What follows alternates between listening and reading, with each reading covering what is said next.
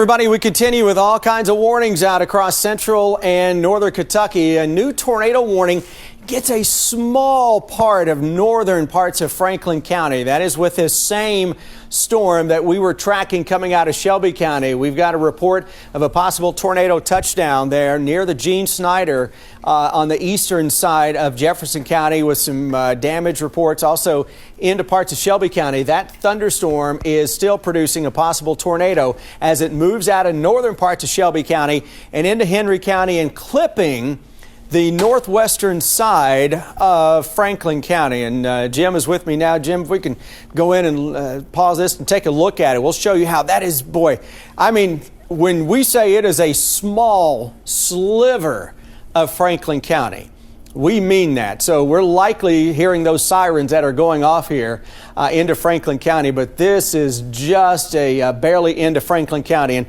Owen County to the north here, that's the Monterey area up toward sections of Owen and Henry counties. That's you get into Henry County, that is where you've got the National Weather Service out of Louisville. Owen County, that's the responsibility of the National Weather Service up in Wilmington, Ohio. So we've been watching a fairly tight little spin that was coming out of Jefferson County into Shelby County. Still maybe just a hint of that here near the Christiansburg area, and that continues to lift its way to the northeast. Most of this looks like it is into Henry County right now. It's this area between Christiansburg, the Pleasureville area along 395. Most of that is going to stay to the northwest of Frankfort, certainly northwest of Frankfort. So if you're hearing those tornado sirens right now, Franklin County, listen, this for the most of Franklin County does not include you. This is up into northern parts of Shelby County and into the Henry County area as well. Some pretty good winds, though, are clipping northern and northwestern sections of Franklin County as that storm continues to lift its way from southwest to northeast. This does have a history of producing a weak tornado. We've got some damage reports coming out of the east side of Louisville, and this line goes back toward the southwest. So now, Jim, a new tornado warning popping in on this. So now we've got tornado warning for the northern part of Franklin County into Sadieville across northern parts of Scott County. So now we've got this until 1 tomorrow morning. Gets into a section of Harrison County as well. So Franklin, Harrison, Henry, Scott, and Shelby counties, brand new tornado warning that has been issued for that other little spin that, if you notice, when the radar loop came back through there, when we were looking at the rotation with that, all of a sudden you saw just a hint of some spin to the south of that main spin. It was right in here. And boom, as soon as that happened, boy, they popped a warning very quickly. And we will see if we get a warning into southern parts of Owen County. You'd like for that to happen from the National Weather Service into Wilmington, because this isn't magically going to jump southern parts of Owen County. But this would be our spin right about in here. This would be into northern parts of Franklin County. So if you're watching us right now in Peaks Mill over towards Sadieville, into northern Scott County, you guys need to be finding your shelter immediately, and into southern parts of Owen County as well. You're not included in this tornado warning simply because you're under the jurisdiction of a different Weather Service office. It's not going to magically just skip this southern part of the county and go into another county. It's just not how it works. This is one of those bureaucracy type deals that kind of gets in the way sometimes, but that's what we're dealing with. And you can see this would be the Flag Fork area. This is Otisville. Here's 127 over toward Peaks Mill. And then what is that? Elmville? Elmville, yeah. Elmville? Yep. The old peepers aren't what they used to be, but this is continuing to roll its way on through. And Jim, we've been watching, I've been tracking this storm since it actually developed southwest of Louisville, prompting warnings through Louisville, and now this thing is into the northern part of Franklin County and continuing to roll its way to the east. And broaden this out just a little so we can show how we're jumping southern parts of Owen County, and then the tornado warning goes right here. You see this, and then it just jumps this part of the Owen County and goes back into effect here into Scott County, simply because, Jim, we got two different Weather Service offices in that area. You got the Louisville office that has issued the warning. Wilmington has not. pretty much is where we're at, right? Right, and I'm drawing on the map an area that should be included with the little storm track there. So I mean, it's got places like Beechwood included in on that. And you can see some of the other communities, but that's what's highlighted, and what should be highlighted in the warning, because they don't follow county lines like that. That's why they draw polygons. Right, exactly. To highlight specific areas. But they can only draw the polygon around their jurisdiction. They cannot draw a warning for Owen County, because that belongs to a different Weather Service office. And so we got two different tornado warnings here. I think the northern part of this is pretty good right now. That's heading toward Owenton into Owen County. And again, there's no tornado warning that has been extended with the National Weather Service up in Wilmington, Ohio. But Sadieville, Scott County, our sirens are going off. Here into Franklin County, tornado sirens are going off.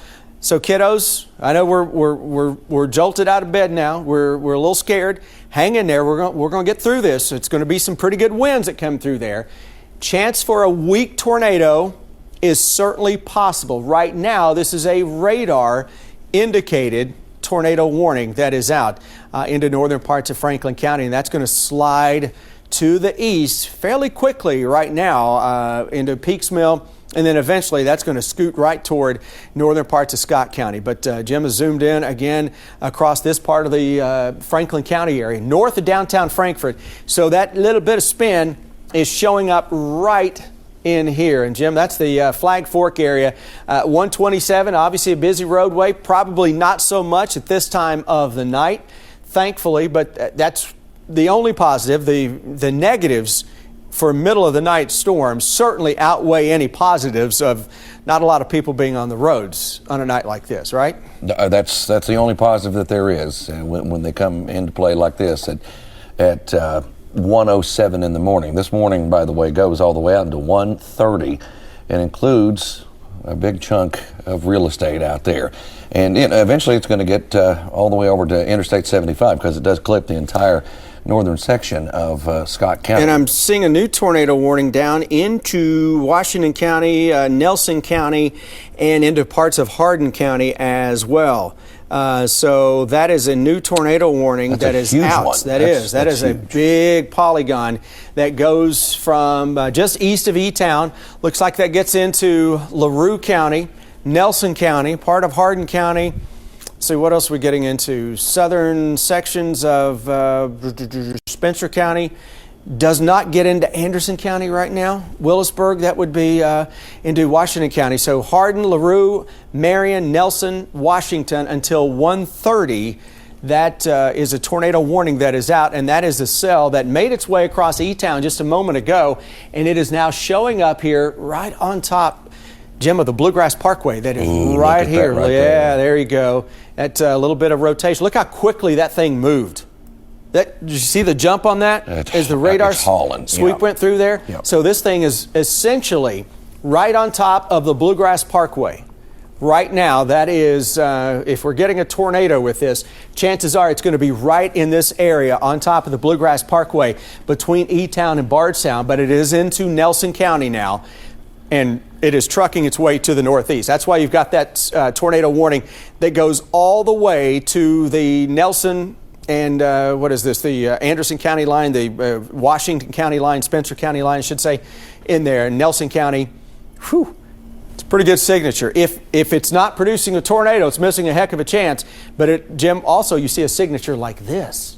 Those winds are cranking in there. Fierce. They're absolutely cranking. It would be right here if we're getting that rotation where you would get a tornado spinning up with that. So again, that is our second tornado warning that is currently in effect. I think the other one that was out for northern parts of Franklin County is gone. Wilmington still hasn't filled in southern sections of Grant County or southern parts of Owen County, but we're still watching this tornado warning, Franklin County towards Sadieville into Scott County, with the worst of the storm right on top of the Peaks Mill area. And you look at this, there may be a hint of some rotation in there, embedded within that almost a little bit of a bow shape. Sometimes you can get a quick spin up, Jim, and that is a signature that is into the northern part of Franklin County. And again, it's hugging the Franklin and Owen County line as it makes its way to the east. And if it continues on the track that it's on, it's going to be more in Owen County than in Franklin County here in just a little bit, where the spin is located, where he's talking about there. So we watch that part of the sky, and then of course it goes back over into Scott County eventually. Yeah, and we're watching those severe thunderstorm warnings that are out across northern Kentucky, and you know those are storms we've got to keep a really close eye on too, because in addition to the damaging wind potential, which I think is pretty great with all of these storms, you look at this bow shape that shows up here from Interstate 71, not too far from the Kentucky Speedway up here. Look at this line that goes back toward the southwest. Believe it or not, Jim, this afternoon, one of the runs of our future radar said that, what time are we? 1 o'clock, a little after? About 1:11, yeah. So it said at almost 2 o'clock this morning, we would have a little bit of a bow-shaped part of this whole line making its way into the Lexington Metro. Pretty good call. That is a pretty good call. Yeah. And on a night like tonight, that has the potential to push those 70-mile-per-hour winds. It really does. And the apex of this bow, especially right in here, it's just like you're pulling a bow and arrow back. The arrow is going to shoot right in the apex of that bow, right? That's where the most forcing is. That's where the strongest winds are, and you're going to see that right in here. But again, possible tornado into far northern parts of Franklin County up toward the Sadieville area. Georgetown, we're not included in this. You're hearing the sirens. You're waking up right now thinking, what in the world is going on? Well, listen, this is a precautionary measure for a possible tornado. Nothing has been cited with this. This is a radar-indicated tornado, but just looking at the radar presentation of this, Jim, I think we're looking at more of a damaging wind event taking shape, because it does have that bow signature. Big time wind, too. Yeah. That's the thing. I mean, when we switch over to the velocity mode here, you've got some little intense bands of wind that are showing there. And if anything, where you typically can get a quick spin up of a tornado is on the northern part of that bow, which would be over top of Owenton, and there is a hint of some spin right there. So while the apex of that is where you get those strong winds, on the northern extent of that, sometimes you can get a little bit of a spin up to produce a hit and run tornado. So we're watching that into Owenton, where ironically you do not have a tornado warning that is out into Owen County or southern parts of Grant County. But again, doesn't matter if you have a warning or not, Mother Nature is going to do what Mother Nature wants to do. And we're watching that whole line making its way on into the region. And folks in Harrison County, I don't want to leave you out. You're included in this, at least a very small part of northwestern Harrison County, not too far away from Barry. Here's Cynthiana. Sirens probably going off here too. But again, this is just for a small piece of real estate near the Scott County line up toward Grant County. There's Corinth. Here's Interstate 75. That would be the Harrison, Scott County line right here. So just a small piece of real estate up here. And Jim, this is one of the things where you only get maybe a small part of a county that is under a tornado warning, but the sirens are going to go off countywide. It triggers everything. Triggers everything. That's right. That's right. And that's why folks are hearing that right now, if they're away from where the actual warned section is of that one right there. Getting a little bit on the backside of this one shaved off, Chris, but the warning itself continues there on that southern warning. Yeah, we've cleared Hardin County out of that. We've got the worst of this storm that is now over top of Bardstown, right on top of the Bluegrass Parkway. We'll take another look inside this, see what is cooking with it. A moment ago when Jim took us, pretty good winds there. Right on top of Bardstown. Look at that, goodness. I mean, those are some winds, Jim, you may not see the tightest gate to gate with this, but when you start to see the lighter colors here into that you see just to the west of Bardstown, those are winds that may be up there 80 plus miles an hour. Jim's going to get a reading on this here right now, but this is the Bluegrass Parkway. This is Bardstown. This is our possible tornado, and there's almost another little spin trying on the southern end of that here. So we noticed this with a couple of cells into western Kentucky earlier, where we had almost little twin spins, and you may see that little kink right here. That's New Haven, There's Bardstown. This is Springfield, Washington County, Lebanon, Marion County. Marion County's right here. That thing is rolling its way quickly to the northeast and will impact areas of northeastern sections of Nelson County and northwestern parts of Washington County especially. And from there, that thing is going to try to get into Anderson County as well, coming up here shortly. Consistently getting at least 70, 75 mile per hour winds with radar data, with velocity. So, yeah, it's right up there with what you're talking about. And additional thunderstorms are showing up on the backside of that. And it looks like Franklin County, much of that has been kind of whittled away just a little bit. This may be now more northern parts of Scott County with that. Nope, still there, just a little bit. The northwestern tip of that has been taken away. Peaks Mill, this is now just to our north, but the worst of this storm, Jim, is into Owen County, without question now. Right, with no tornado warning. But, yeah, but severe thunderstorm warning up here. So that's what it takes. And that's heading into Grant County as well. There's Corinth on top of Interstate 75. Folks in Stamping Ground, hearing the winds that are cranking, hearing the tornado sirens too, but that is to your north for this possible tornado. And Sadieville is no longer included in that. I think they tightened that up just a little more.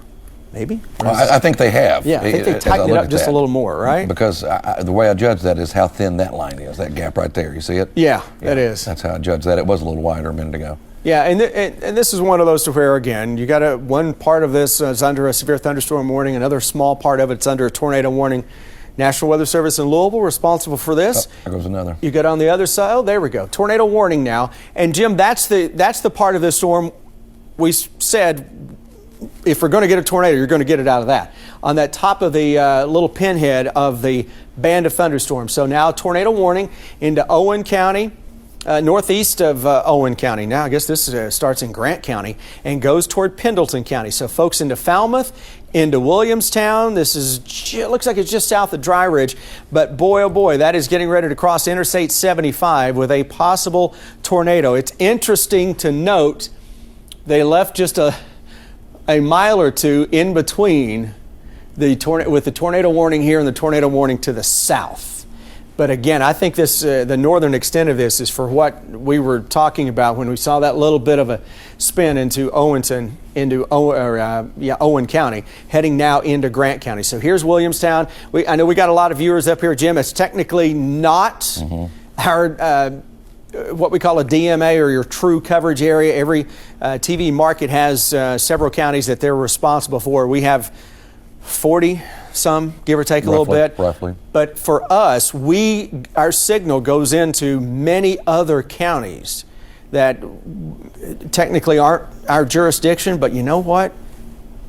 We don't care about that. We're here to try to help everybody out. And folks up here in Grant County, I know if you're watching, seek your shelter immediately with that possible tornado that's heading toward Williamstown and Interstate 75. A very busy little section up there too as you start cruising along. That's in some of those areas where the interstate gets separated. And what I mean by separated is you can see the northbound lanes and they're pretty far away. So getting those big gaps and you're getting into some of that country area too. But you're going right toward northern Kentucky with all of that, where things get action-packed, Chris. Jim, can we go back to that Nelson County storm? Because just south of Bardstown, there's that second little spin looks like it is trying to take over. So just south of Bardstown here, right about in here, I think, you're going to see a small little spin that is showing up pretty well when Jim goes inside this. This is a tornado warning. There you go. Oh, right there you go. It is. Yeah. So on the north side of this, it's just some serious straight line winds. But it is that little kink. That was that second spin, Jim, we talked about. And there it is, ready to cross out of. Still pretty good on that signature. Yeah, look at that. That would be a small little hit and run tornado right here potentially into eastern parts of Nelson County that is just about to move into the western tip of Washington County. I look at this and to me, Jim, it looks like the picture we were looking at a moment ago when we heard those reports of a possible tornado that touched down near the Gene Snyder freeway there on the east side of Louisville. It had just a small little rotation that looked just like that. Almost like a little pin. Yes, a pin. yes, Yeah. and that's probably what we're seeing there in the eastern parts of Nelson County. So I bet you that tornado warning keeps chugging along a little while longer as that gets ready to cross out of Nelson County and goes into parts of Washington County. And then it gets deeper and deeper into our area here. So, yeah, one that we will have to watch very closely over the next 15, 20 minutes especially to see what this is going to do, because it's racing, that one. In particular, those radar updates were incredibly fast. Yeah, they really were. And now we see why that was such a big polygon. Now we do. Right, because that thing was racing. Yeah, it looks like there's been a little extension on this warning too, by the way, that just goes outside of Santa Ana. Yeah. So new tornado warning into northern Scott County and into parts of Harrison County. So there we go, Jim. With this cell, that goes until 1:45 now for Harrison County, Scott County. Does not get into Cynthiana, but boy, it's that close. Does not get into Georgetown, but boy, it's a little farther apart.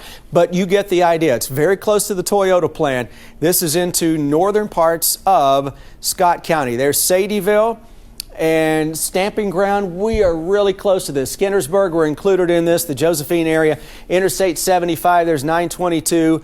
32 that runs out of the Connorsville area towards Sadieville. Those are the folks that need to be finding their storm shelters right now. We're kind of, it's in radar no man's land. A little bit, all right? Not getting the perfect view of it. You don't get sometimes you get a sweep that goes through and the beams get a little confused right there because of the distance. But right now, listen, all right, storm sirens they're going off again here into Scott County and into Harrison County, because we do have this brand new tornado warning that is out for a number of big piece of real estate here. And I see a new severe thunderstorm warning. Looks like it is popping in to the south of that. And that may include parts of Fayette County too. But this tornado warning does include Sadieville and then goes up toward Berry into Harrison County. So if you're in those areas, need to be finding that safe shelter immediately. And there's that severe thunderstorm warning, I guess, Jim, that gets into Georgetown and Paris, right? Right. You know, that storm's firing up there on top of Frankfort. That could be producing a little hail. It's giving us a hail signature right now. And then likewise up toward Corinth into northern Kentucky. So these storms, they just keep on keeping on.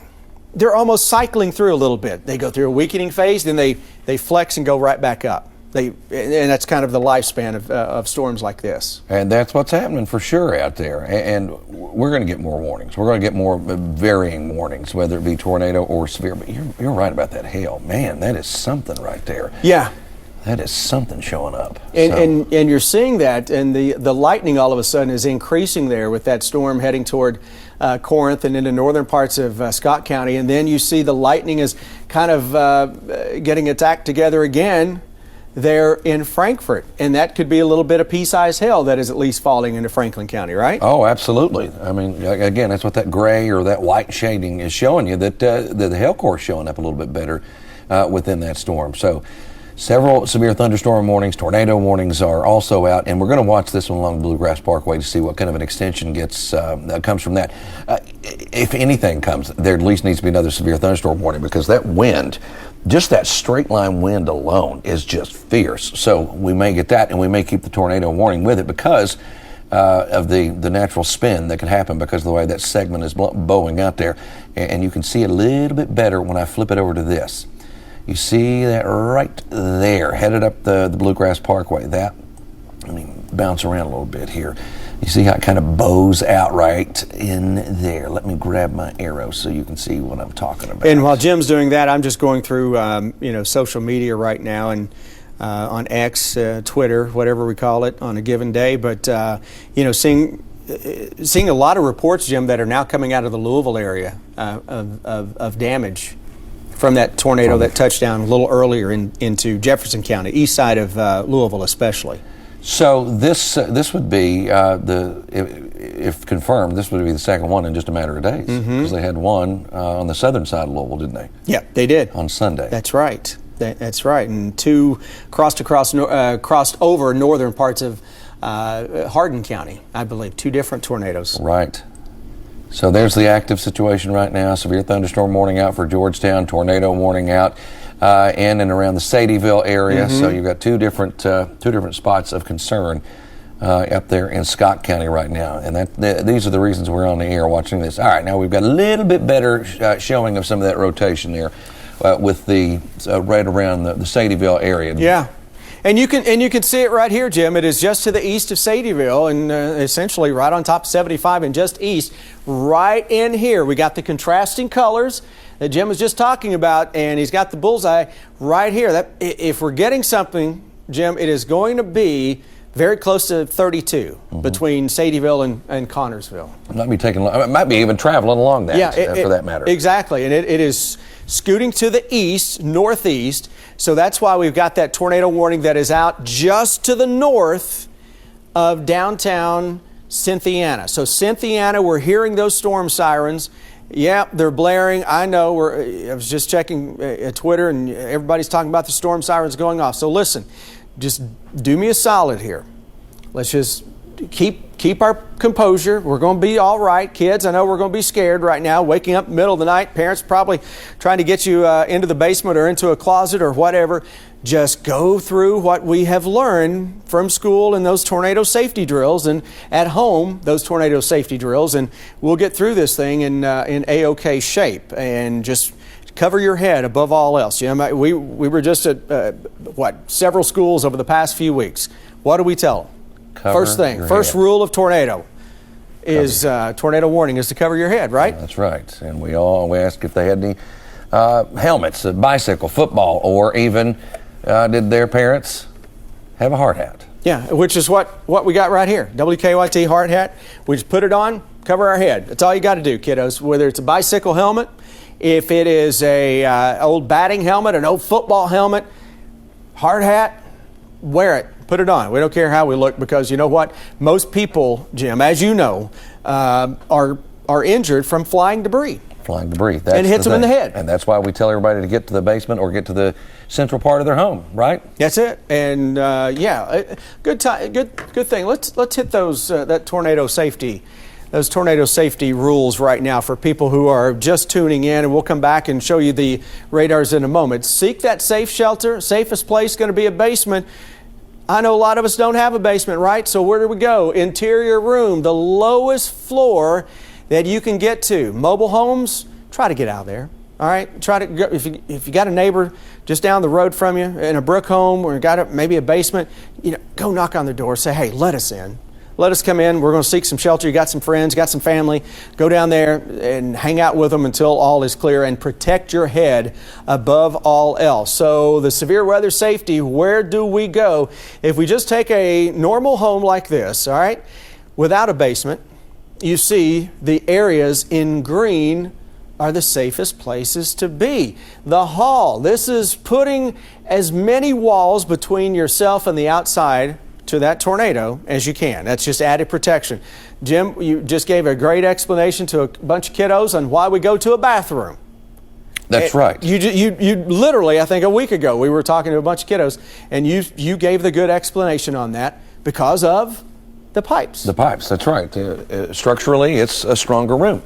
Stronger room. So that right there is why we say to get to a bathroom. Even though that bathroom right there, if you notice, it's on an outer wall. Yeah. But it is still a lot stronger right inside that as well. So I'm going to reset all of this for you, and we go back to what's happening here. Tornado watch. That's out. Oh, look, severe thunder. Oh, boy, that is a small little severe thunderstorm watch. It is. That is all of 3 counties wide. Carter County, Boyd County, and over into Wayne County, West Virginia. That's what they've got. And that's it. Yep. That may be the narrowest watch I've ever seen. So here are the warnings that are out. Severe thunderstorm warnings in yellow, tornado warnings in red. Tornado warning into part of northeastern Scott County now. This is about to cross over into northern parts of Harrison County. Near the community of Berry, that's where this possible tornado is heading. We got a severe thunderstorm warning, and then the tornado warning is out into part of Nelson County. That gets into Washington County, just clips northern parts of far northwestern sections of Marion County, and then continues from southwest to northeast. Looks like that warning just disappeared on us. It did, didn't it? Yeah. Interesting. And there's no word on anything new coming out. And not even a severe thunderstorm warning to follow and that that up. had fierce winds with it too. Yeah. Maybe there's just a little lag time. We will see. But boy, that had a lot with it. And I do see, Jim, now the severe thunderstorm warning getting into Fayette County as we go from southwest to northeast, right on top of the BG Parkway. So that's a continuation of that storm, right? That is, I would think so, yeah, right? It'd have to be. Yeah, that's it. Yeah. That's it. Okay. Yep. There you go. So that's it. Okay. I didn't see that severe thunderstorm warning come out before the tornado warning dissipated. But here is that severe thunderstorm warning that gets into Fayette County. So here in Fayette County, we're going to hear the chimes, which Fayette County, we set off the outdoor sirens, not the sirens, but the chimes for a severe thunderstorm warning, which, Jim, that's much different than a tornado warning. But it's still confusing to people after all these years of doing that. Well, it is, because you hear it and it shouldn't be going off. Right. Absolutely. Yeah. So severe thunderstorm warning here in Fayette County. You're going to hear the chimes very shortly if you haven't already. And then that would be for a severe thunderstorm warning. And we're watching that line of thunderstorms, that thunderstorm complex, essentially rolling up the BG and toward Lexington, toward Frankfort, toward Versailles, into Anderson County as well. That may have damaging winds. We were tracking this with some 70+ mile-per-hour winds, and then that tornado warning goes into northern parts now of Harrison County. Scott County, we're all clear with that tornado warning, and I see severe thunderstorm warnings that go all the way now through Maysville. So good on Wilmington getting ahead of that, because they're giving Maysville, about a 30-minute heads up for severe thunderstorms. Jim, that is racing through there. Oh, watch how fast it goes. It's a 2-hour animation, right? Yeah, 2 hours. And I mean, that has damaging winds with that. It's outrunning the lightning. The lightning maybe detection, the detection's just a little slower than the storms are zipping through there. So that has some winds with it that are likely way up there, 60, 70 miles per hour, producing some damage potential here in the northern parts of Harrison County, and then cruising toward, Falmouth, Pendleton County, where that tornado warning is out. And then that's the storm coming out of Grant County, and then the separate severe thunderstorm warning and tornado warning, I should say, in the northern parts of Harrison County. So two different cells, but part of the same bow that continues to race to the northeast. So folks across the AA highway from Lewis County into Mason County, we're going to watch that. It's heading our way very quickly as it races on in. And then for Fayette County, look straight down the BG Parkway at the severe thunderstorm that is coming at us. And then, you know what? That's a pretty good storm right behind it, too. That is developing here in the Hardin, LaRue counties. Looks like heading right up the Bluegrass Parkway. So that seems to be the corridor. And if you just take a step back and you look at everything from a broader picture, Jim, you got this severe thunderstorm, you got a break, then you got a separate severe thunderstorm, and then a third one trying to fire up, too. So it's not as linear as what we had just a little bit ago. No, it's not. That's true. So, and you wonder if can you get a little more spin with that? They're breaking off. They're almost by themselves here. A couple of things. They recorded a 57 mile per hour gust out in Frankfort. Okay. So that was definite. Also, they're working on trimming the tornado watches. Okay. Yeah, for the Louisville area and Northwest. But basically, what they're saying, the backside. The backside. Yeah. But also, watch this radar, Chris. This is what we've been talking about. We've got the severe threat active right now, but watch how those heavy rounds of rain are pouring over the same spot. This is what we're worried about, to set us up over the next several days for the flooding. Significant flooding. Significant flooding, because it's going to line up and go over and over again, just like what we're seeing out there right now. So that has been the big concern, some of those forecast rainfall totals that we had on our map. Now, I'm going to go back in on this severe thunderstorm warning that's headed right toward Lexington. It's not to Lawrenceburg just yet, but it's closing in on you, and it is producing some fierce winds. I'm telling you. What we got in that? It's up to around, radar estimates are pushing it up to around 65, 70. Oh, wow. Okay, so, it's howling. Let's stop it and let's pause this and take a look at those winds, because, as Jim just said, this thing is 60, 70 mile an hour winds. Look at that, boy, right here, huh? You see those brighter colors, and it's nothing tornadic looking about it. But Jim, those are straight line winds that, as you mentioned, are ready to blast, as it updates here, ready to blast Lawrenceburg. Lawrenceburg, southern parts of Franklin County, Anderson County, northern Mercer County, and then Versailles, Lexington, Georgetown. You got some big wind that is getting ready to blow on in. And what would you say, 60 plus, 70 miles an hour? Well, I'm going to highlight a spot for you where radar is estimating right in this area, Chris, 75 to 80. Now, now bring that down to the ground. It weakens a little bit, but does, yeah. but still, that's some impressive wind right there along like 44. Yeah, and Lawrenceburg. That's literally coming right into downtown. Yes. I mean, that thing is scooting to the east, and it's almost right on the apex of that little bit of a bow that you see. It's not as pronounced, but maybe it's in the process of becoming a little more pronounced as it zips its way on in, southwest to northeast. Tornado warning, Fayette County, Jim. So that's there they go. So we've now replaced all this with a tornado warning that is out. Lawrenceburg, Versailles, north side of Lexington, Georgetown, we are included in this. Let's plot the counties to show you and the expiration time on this. So until 2 a.m., Anderson, Bourbon, Fayette, Franklin, Scott, and Woodford counties. That is the same storm, Jim, that had the tornadic signature coming out of Nelson County, and we said was just essentially hugging the BG Parkway. Well, it shifted a little farther to the north as of right now. And the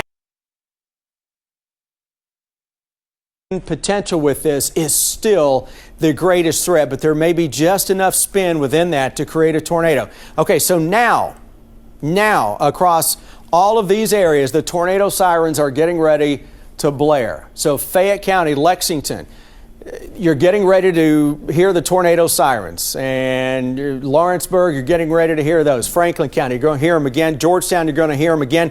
This time it is actually including the city of Georgetown. Woodford County, we're going to hear it as well. And this is screaming from southwest to northeast with a possible tornado that is ready to move, as Jim highlighted, across 44.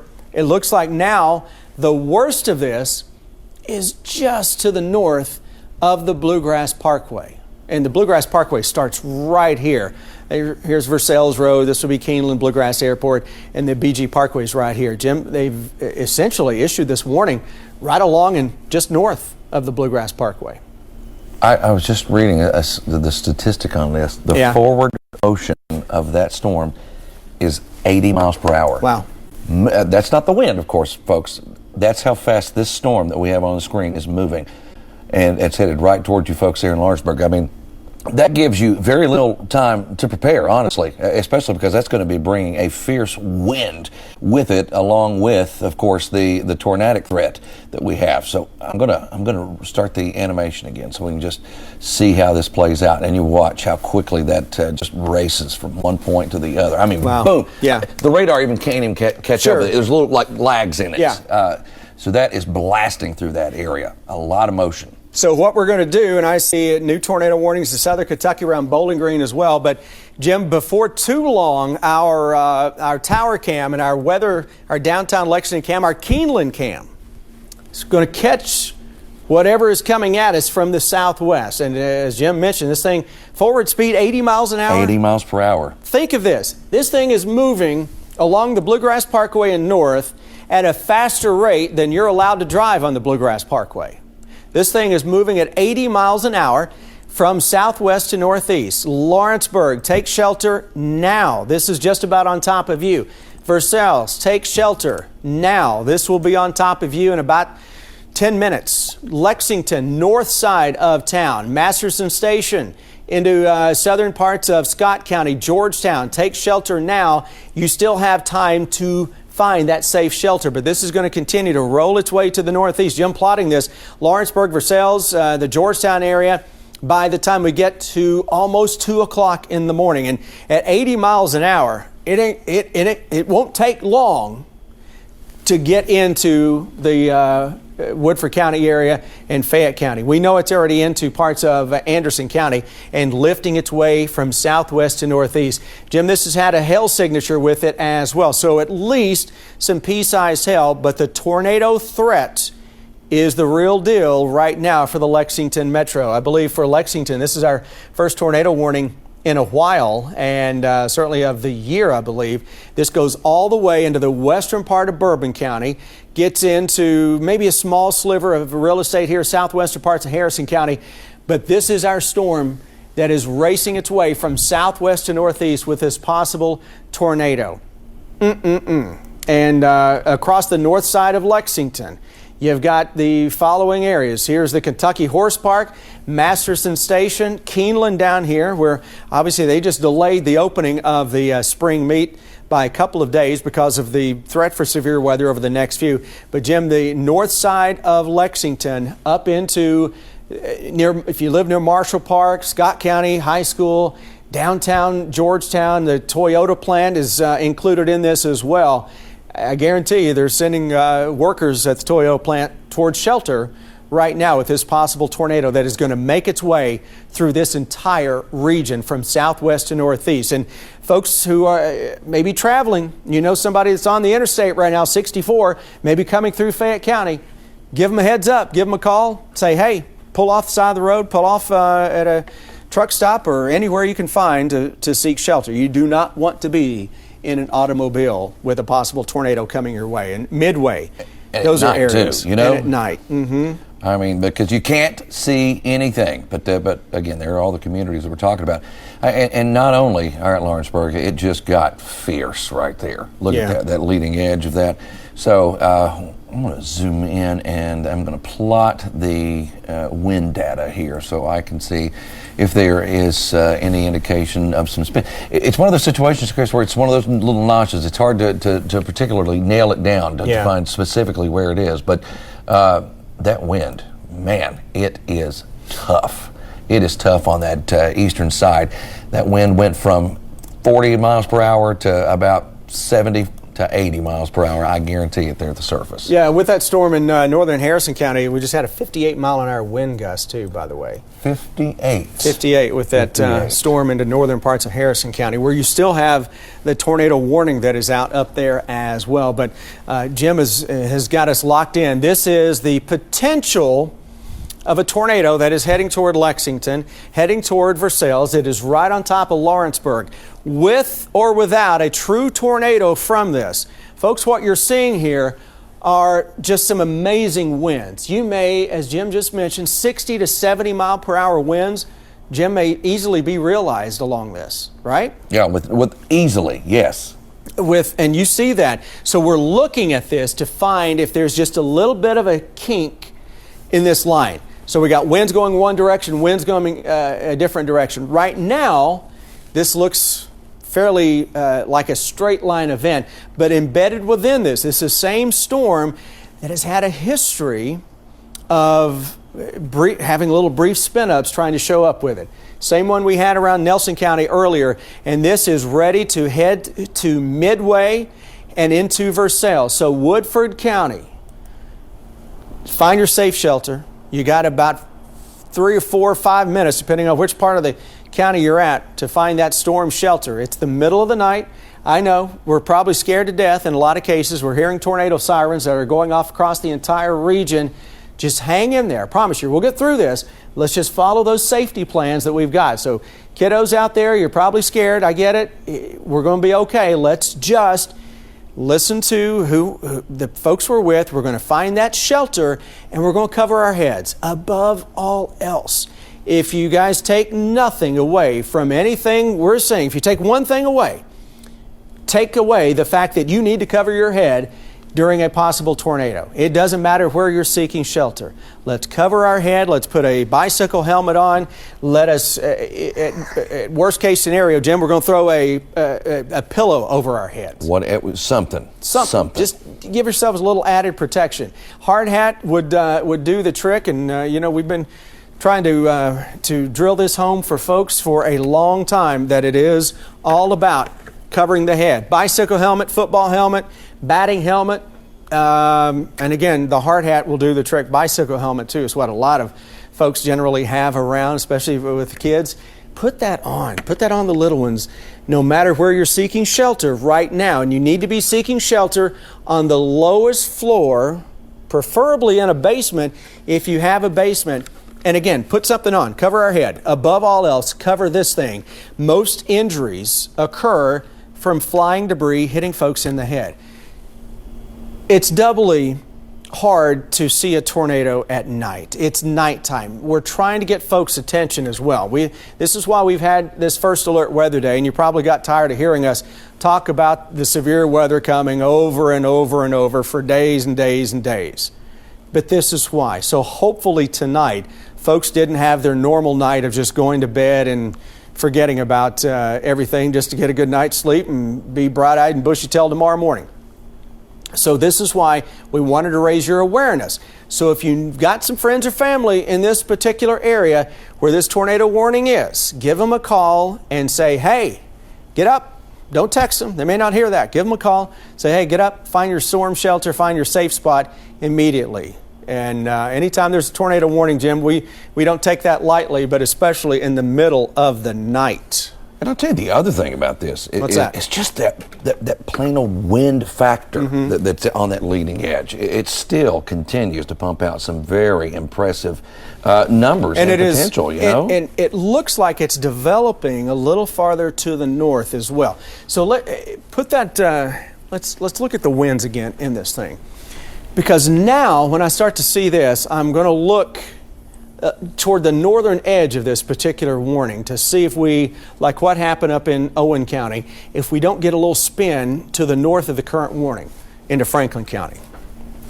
So we're going to look at this and we're going to watch this line very, very closely, because sometimes it's on that northern edge of where you have a little bit of a bow showing up that you can get a spin. So Frankfort, we're not included in the current tornado warning, and this is mainly to our south and southeast, but goodness, we may be close to adding a second warning on the northern edge of the current warning that is out there, because Jim, as you mentioned, again, even without a tornado, 60 to 70 mile per hour winds, and this thing is trucking along at 80 miles an hour. The storm is moving at 80 miles an hour.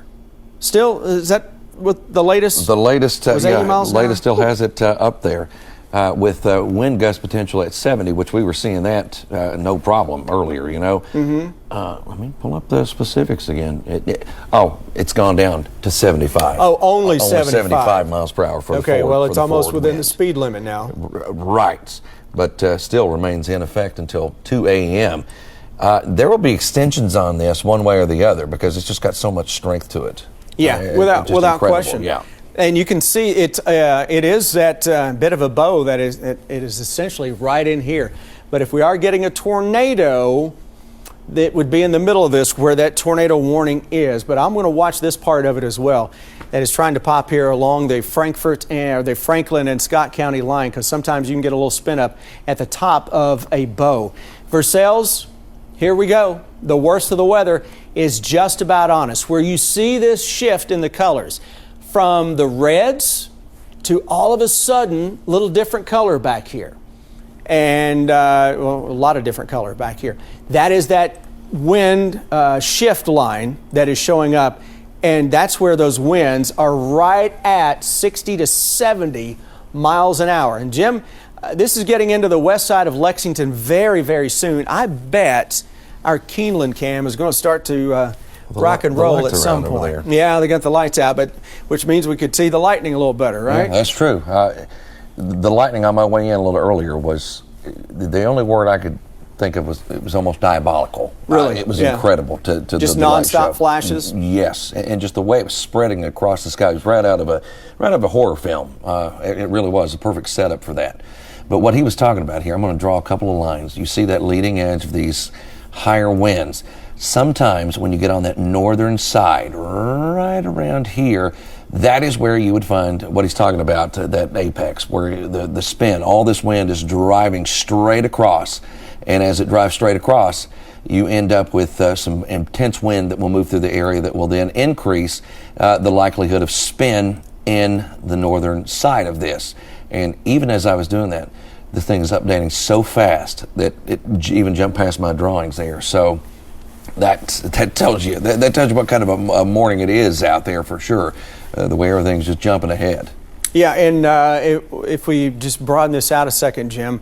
So Jim's showing you the winds that are cranking here. I mean, Midway, Versailles right now, Lexington coming up in a matter of minutes, Georgetown in a matter of minutes as well. That's where this tornado warning is currently located. But the big increase in lightning is also showing up here on the northern side of that warning into Franklin County. So again, you're seeing this whole line. You got one hot spot here. You got one hot spot right here on top of Woodford County, Franklin County, that is zipping its way on in.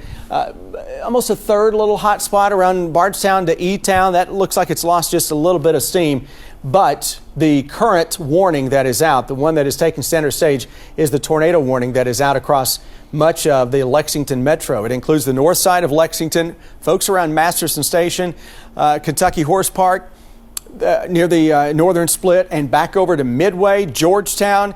This would be our third tornado warning for Scott County, because we had one in the far north and you had another one. This would be the first one, though, that includes Georgetown. Midway, here's the worst of the weather that is really ready to crash into Midway right now, and eventually that gets in to the west side of Lexington. But all that lightning that is showing up back here is an indication, Jim, that this storm is still trying to pulse and flex on us a little more as it moves to the northeast at an astounding 75 miles per hour. And that will be on top of Georgetown and the west side and north side of Lexington in just a matter of minutes at this point. Not going to take long at all for that thing to get in here. Again, as you just said, it's 75 miles per hour moving forward, and just an incredible rate of speed that we are looking at. And I'm just pulling up some more gusts here across all of Kentucky, and then it looks like 58, 59-ish has been the highest reported or confirmed gust that we reported and recorded at some of the mesonet sites across Kentucky. But the general wind speeds out there, 20 plus miles per hour, gusts up to 30, 40 constantly, and then this line comes and gives you even more intense wind for our area. So it's all cranking out there for sure as we move through time. Yeah, and for folks who are just joining us, Jim, tornado warning continues for just a few more minutes. I would suspect that may get extended a little bit. Goes until 2 a.m. for Anderson, Bourbon, Fayette, Franklin, Scott, and Woodford. We should at least see a severe thunderstorm warning that replaces the tornado warning if the tornado warning isn't continued. Expiration time on that, we're getting close to that, and we still got the storm that is not going to cover the entire warning. It's not going to be out of the warning area before it's over. Right. And even if they don't have the tornado warning, it's still going to be a very intense thunderstorm with a lot of wind.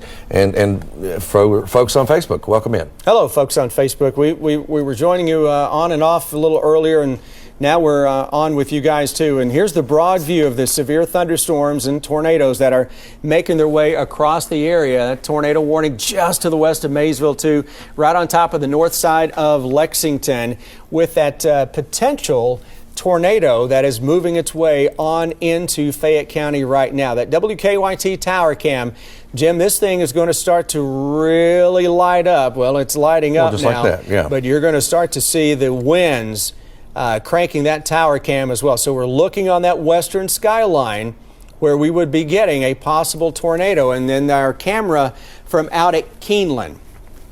Jim said, he mentioned all the lights are out at Keeneland, but I assure you that this is the track here. Bluegrass Airport would be over in this general direction. We'll see if we can get some lightning strikes on this. I would imagine it has been lighting up from time to time. And folks out of Keeneland, they made the call to delay everything in terms of that first day of the spring meet that would be coming up normally on Friday. I think they're going to run that into early next week. But maybe the camera isn't really doing what the camera's supposed to be doing out there at the moment. Well, it's certainly not showing us what we want it to show us, which is no, it is not. Which is something. But that's what we got. Counties dropping off of the tornado watch as expected. You can see that right there on the back side of this. As soon as this main push gets through your area, you're you're in pretty good shape as far as the widespread tornadic threat is concerned. It's still going to be an active night for you throughout most of the area, because a lot of these storms are going to go through a little transformation, and then they're going to try to train over many areas here, Chris, as well. It's not a one and done type deal. We went through that Sunday night, but here are the current warnings that are out. This is the first wave of what may be 4, 5, 6 different waves of severe thunderstorms through this upcoming weekend. It's not going to rain all the time. You're going to have some nice weather from time to time, Friday afternoon and again on Saturday afternoon. And then you get another round of severe weather. So we got the tornado warning that continues here on the north side of Lexington into Scott County, into part of Woodford County now, and a small part of Anderson and southern sections of Franklin County. Tornado warning around Bowling Green down into maybe Franklin, Simpson counties, and very close to Maysville with a tornado warning as well. So this line continues to do its thing. That tornado warning into central Kentucky. Jim, we're close to the expiration time on that, 2 a.m., right? Mm-hmm. So 2 o'clock. We'll see if that gets extended or if we just get a severe thunderstorm warning with it. But the sirens continue to go off here into Versailles, into Georgetown, into Lexington. But for Fayette County and for Lexington, this is not downtown. It's not on the south side or the east side of town. This is into the north side, up around Masterson Station, and then back toward Keeneland and Bluegrass Airport under that. But the worst of the weather appears to still be making its way out of Woodford County more towards southern Scott County as opposed to Fayette County right now. And that may be how we were looking and seeing that thunderstorm was trying to develop toward the northern end of that tornado polygon that is out. So that's the area of concern right now. And this is, even if we're not getting a tornado with this, the damaging wind threat is really, really high. And we're still looking inside this storm, and Jim, seeing more of a linear look than something tornadic. Wouldn't you agree? It is. And as I was saying a minute ago, that wind continues to be impressive, though, with it on the leading edge. And it's taking aim at Georgetown right now. So the northwest side of Fayette County going to get in on that. But without question, the worst of the winds, they blasted through Versailles and Midway. We're going to get that into Masterson Station, north side of town. But Georgetown, we are getting ready to take it on the chin in terms of those high winds. That may be 60, 70 miles an hour. Okay, now the winds overhead, according to radar, the way it's scanning, Chris, are pushing up to 90 miles per hour on radar data signature. Wow. Okay, yeah. But as you know, and I know, you got to extrapolate that down. Right, so it's not probably that strong at the surface, but it's still pretty impressive. Yeah, and and I'm looking at this now, Jim. We just got a new sweep that went through. There's a little kink trying to pop right here on the just to the south. Oh, there is, absolutely. Just a small little kink. So if we are getting a tornado spin up, it may be right on top of Georgetown or just south. That's, what is that, Marshall Park? Right around Is that where we are, essentially? Very close, very close. Very close to that, and getting ready to cross over Interstate 75. But again, so you just had that linear look, and then all of a sudden a new scan went through, a new sweep went by, and you pick up on that rotation. So that's been the calling card from these storms since they started popping back across Interstate 65 a few hours ago. You get them to produce damaging winds, and then within that, you can get one small little bit of a twist where you can get a quick tornado touchdown, hit and run. And that is what the last scan just found, just to the south of Georgetown. So it's very close to the Fayette County line, and Jim, that's going to continue to roll to the east. So this is 460 right here. So that tornado warning may have to get expanded to include more of Bourbon County and into northern parts of Fayette County, maybe southern parts of Harrison County too, because indeed, Jim has circled where we're dealing with that small rotation that just popped up across southern parts of Scott County. And Jim, if we are going to get a tornado, it's going to be there. New sweep goes through. It's still there a little bit, but it's not as strong. That's the quick hit and run nature of these things, right? And what'll happen is, if there was any damage during that time, we have to go back and look and see the damage and damage pattern in that small area, because possibly touches down and then goes up and then touches down again somewhere else. Yeah, and that tornado warning is expiring as we speak.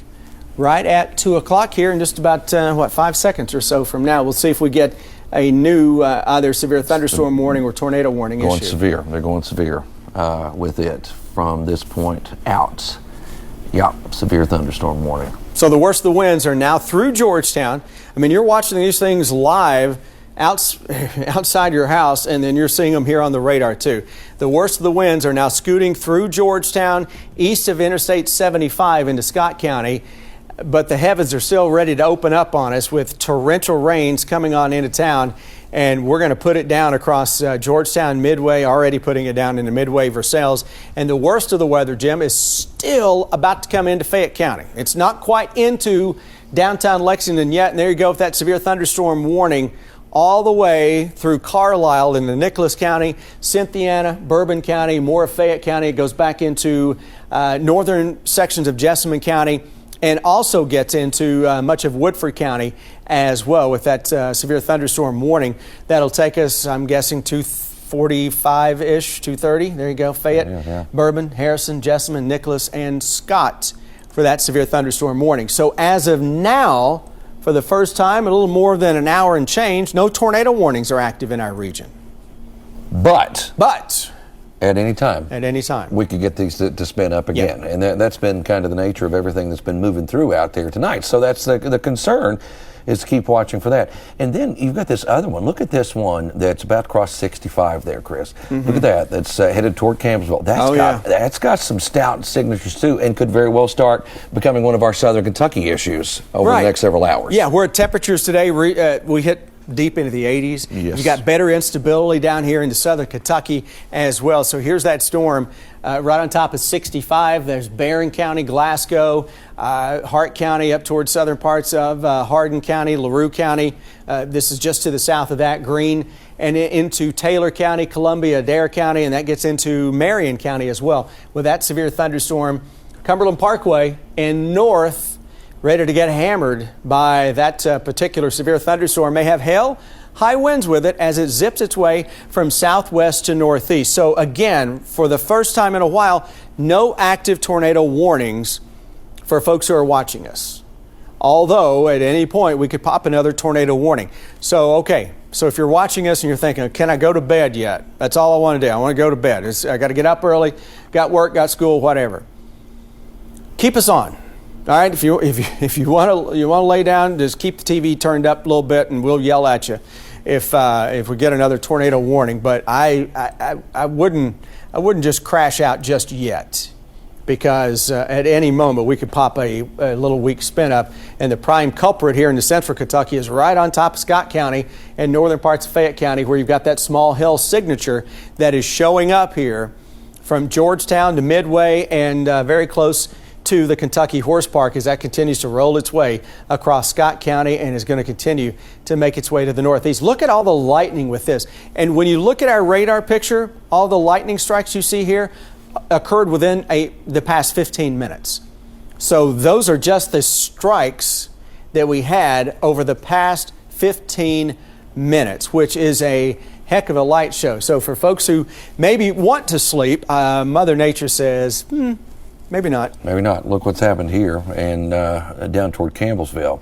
That tornado, that line that we were looking at, they now issued a tornado for it, tornado warning. So that gets the streak going again. So that is Campbellsville. That is Greene County. That would be part of Barron County, Hart County, I believe, in that. Maybe northern Metcalf. Yeah, there we go. So Barron, Greene, Hart, Marion, Metcalf, and Taylor. Small part of Marion County, but Campbellsville, that is potentially coming in your direction over the next little bit. This does not include downtown Columbia. It is to our north.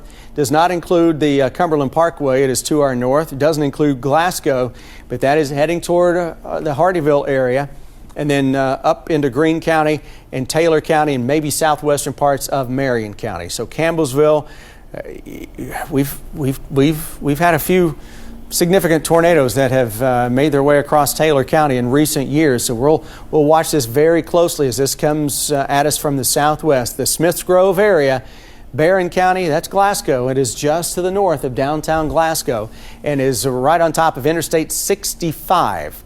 I believe, Jim, that's really close to what's the Horse Cave exit for folks who are traveling southbound on 65. I think we're really close to that with where that storm is right now.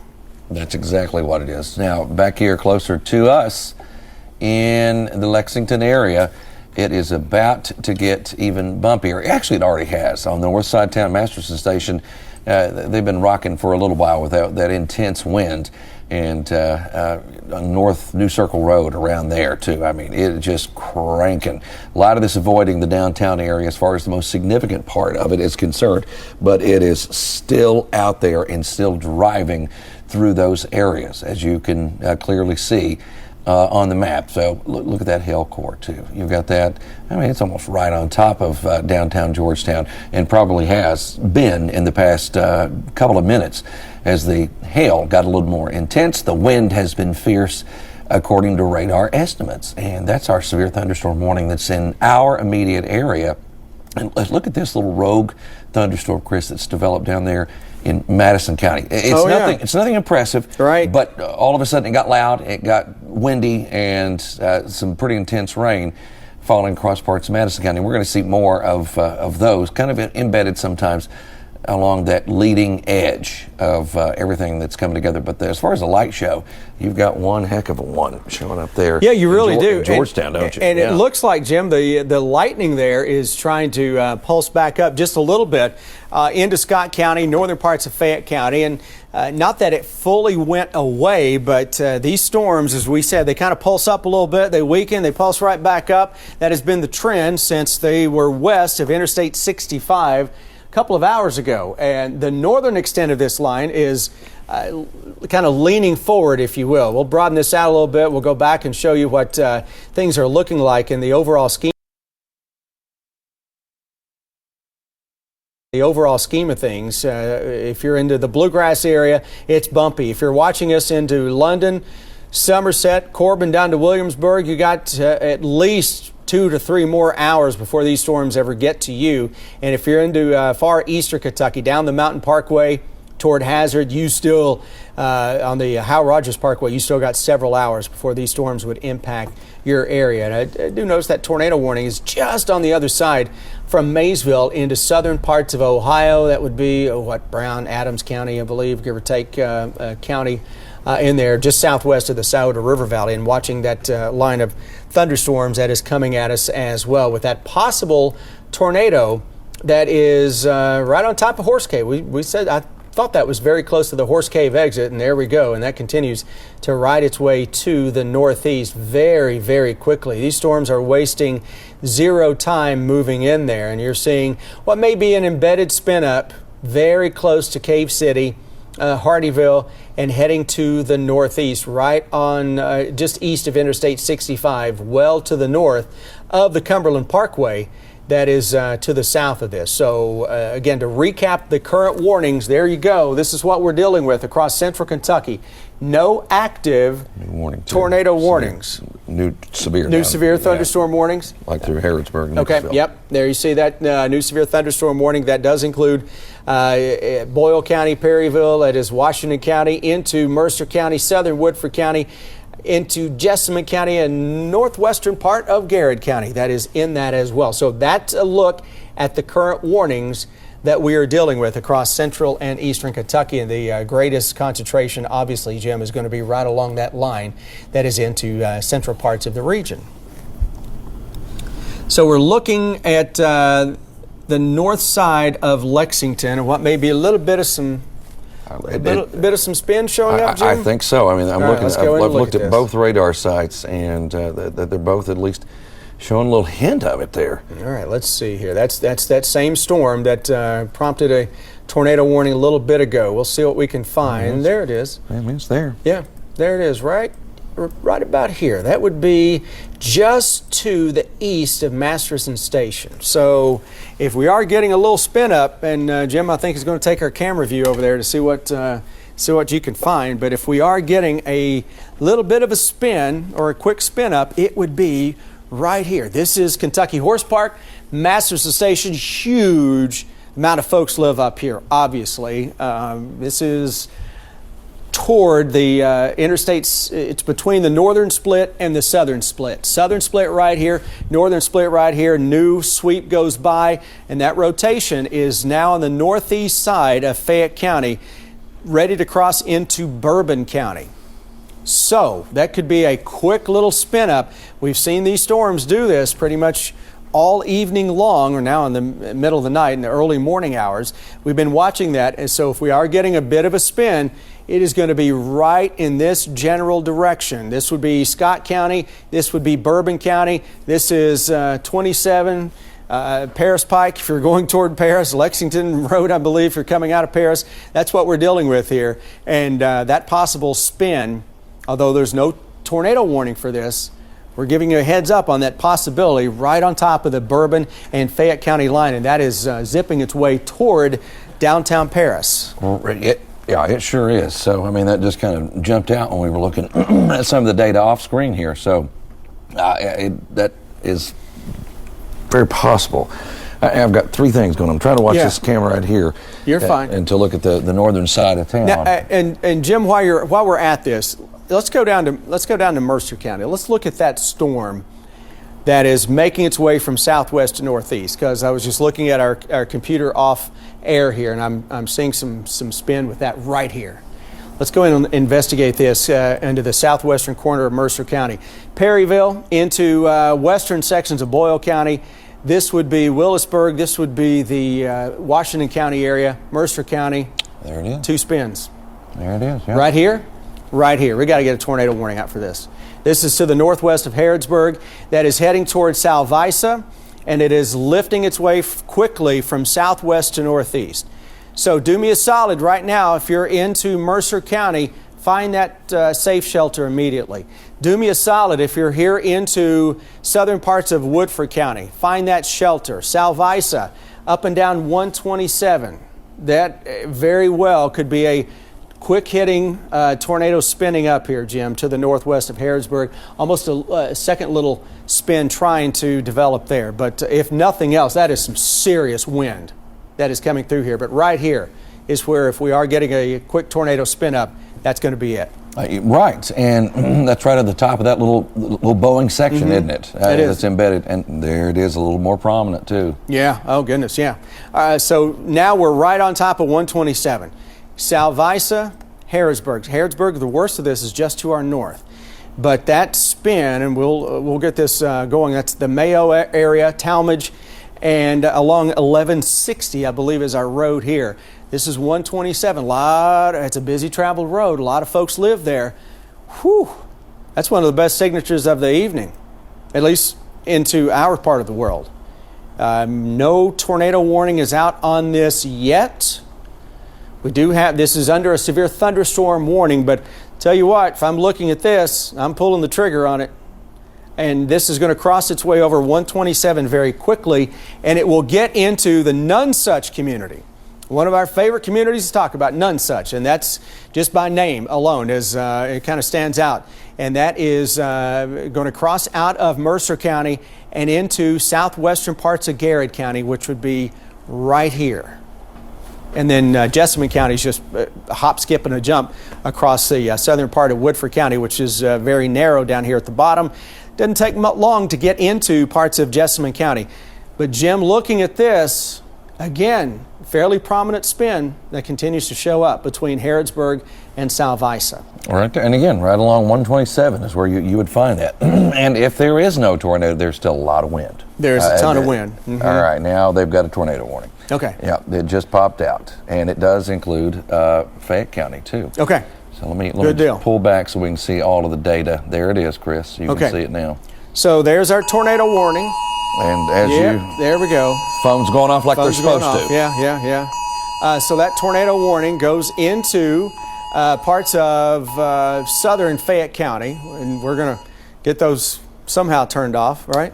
I heard one on the other side of the room. Still don't know where it came from. Probably iPad somewhere in here. Yeah. The south side of Lexington. So brand new tornado warning with this storm that right now, looking at that radar, is likely producing a tornado into Mercer County. right on top of 127 between Harrodsburg and Salvisa. And this is taking aim at Fayette County. It is taking aim at Woodford County, just to the south of Versailles. Southern parts of Woodford County, Nicholasville, find that storm shelter, do it now.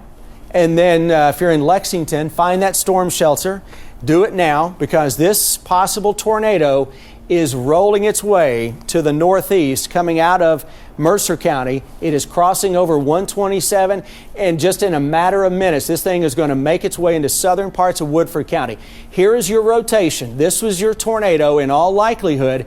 Salvisa, Harrodsburg, 127. Folks around Nonsuch, south of Versailles, south of the BG Parkway is where this is going to be going. It's going to hit the 68 corridor here into Jessamine County. Folks in Nicholasville, it's going to be right on top of us and toward the northern part of Jessamine County, coming up here in just a matter of minutes. And Jim, just looking at the radar presentation, you can almost see a little spin. Literally, you can literally see it right there. Yeah, yes. You can see that wrapping up. And that's not even the winds we're looking at. Now we're seeing this, and this is very likely a tornado that is coming out of Mercer County. It's right on top of the Mercer and Woodford County line. So this was the spin we started talking about before the tornado warning was issued, and boy, yeah, that just jumped out at us.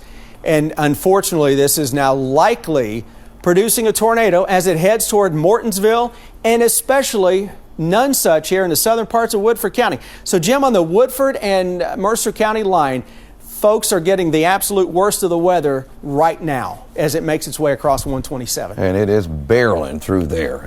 There's no doubt about that. And the forward motion of the storms themselves have been just problematic all day, and they are continuing to be that way as well.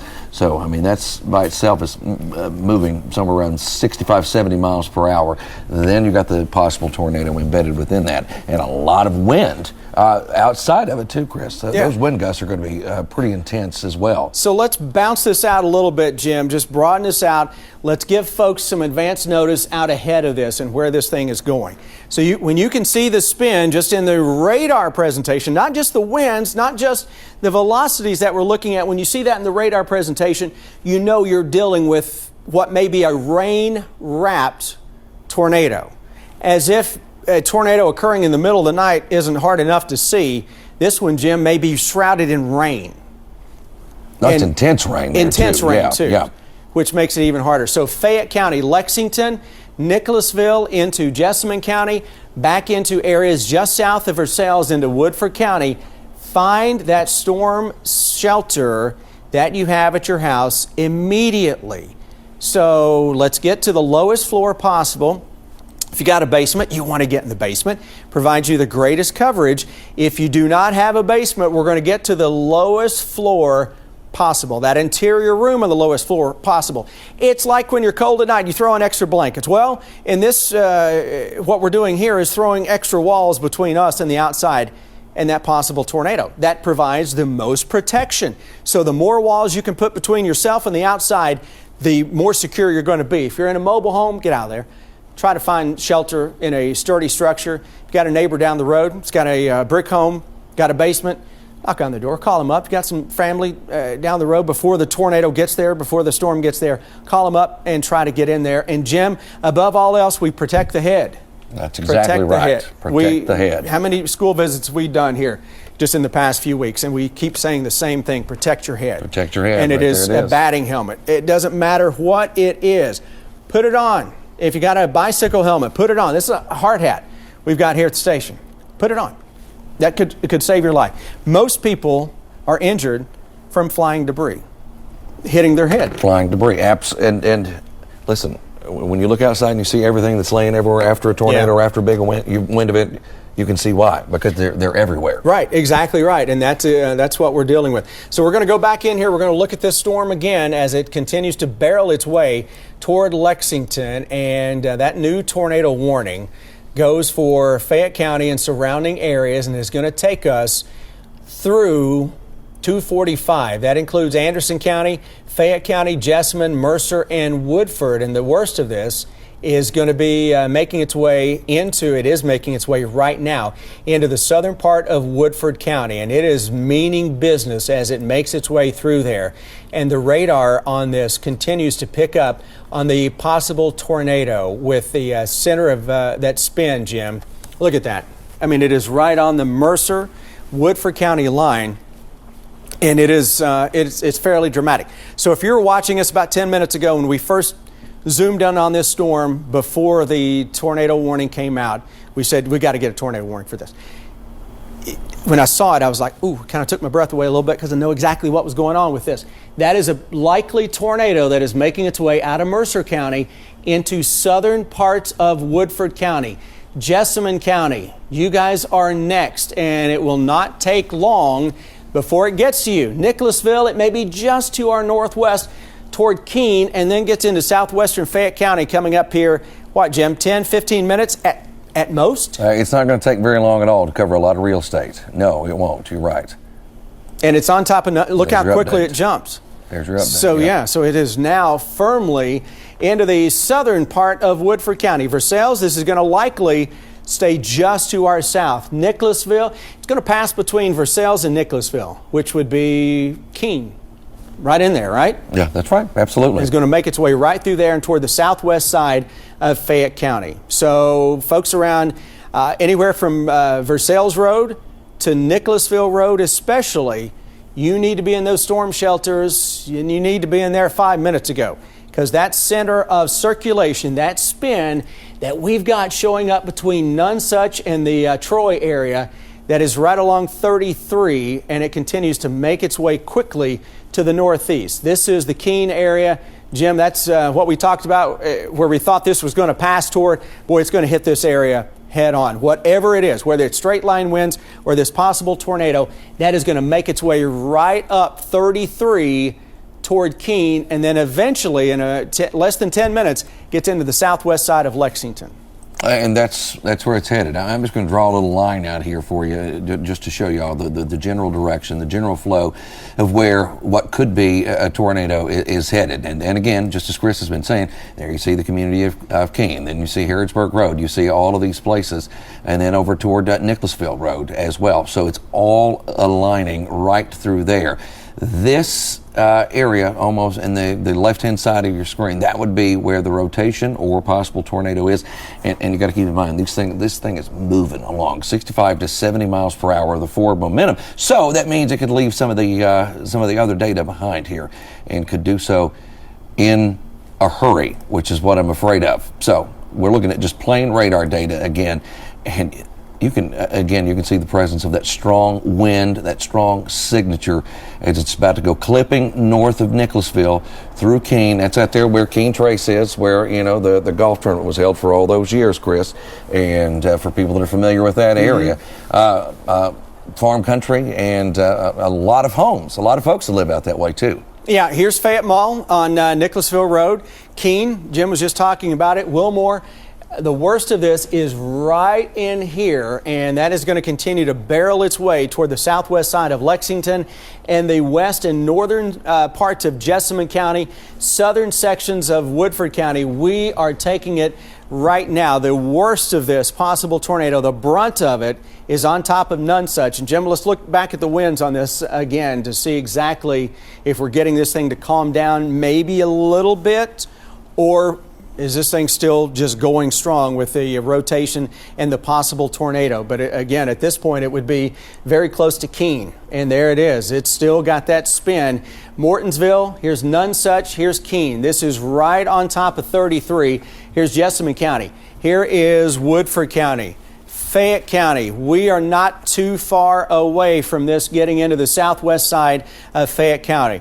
So if you're watching us right now, Harrodsburg Road, into Versailles Road, down to Nicholasville Road, you need to be in those storm shelters immediately. If you don't have a storm shelter, you don't have a basement, we get to the lowest floor possible, put as many walls between where we are and the outside as is possible. Again, this is a radar indicated tornado, but when we started to pick up on this thing initially, I mean, there was little doubt this thing was likely going to produce a tornado.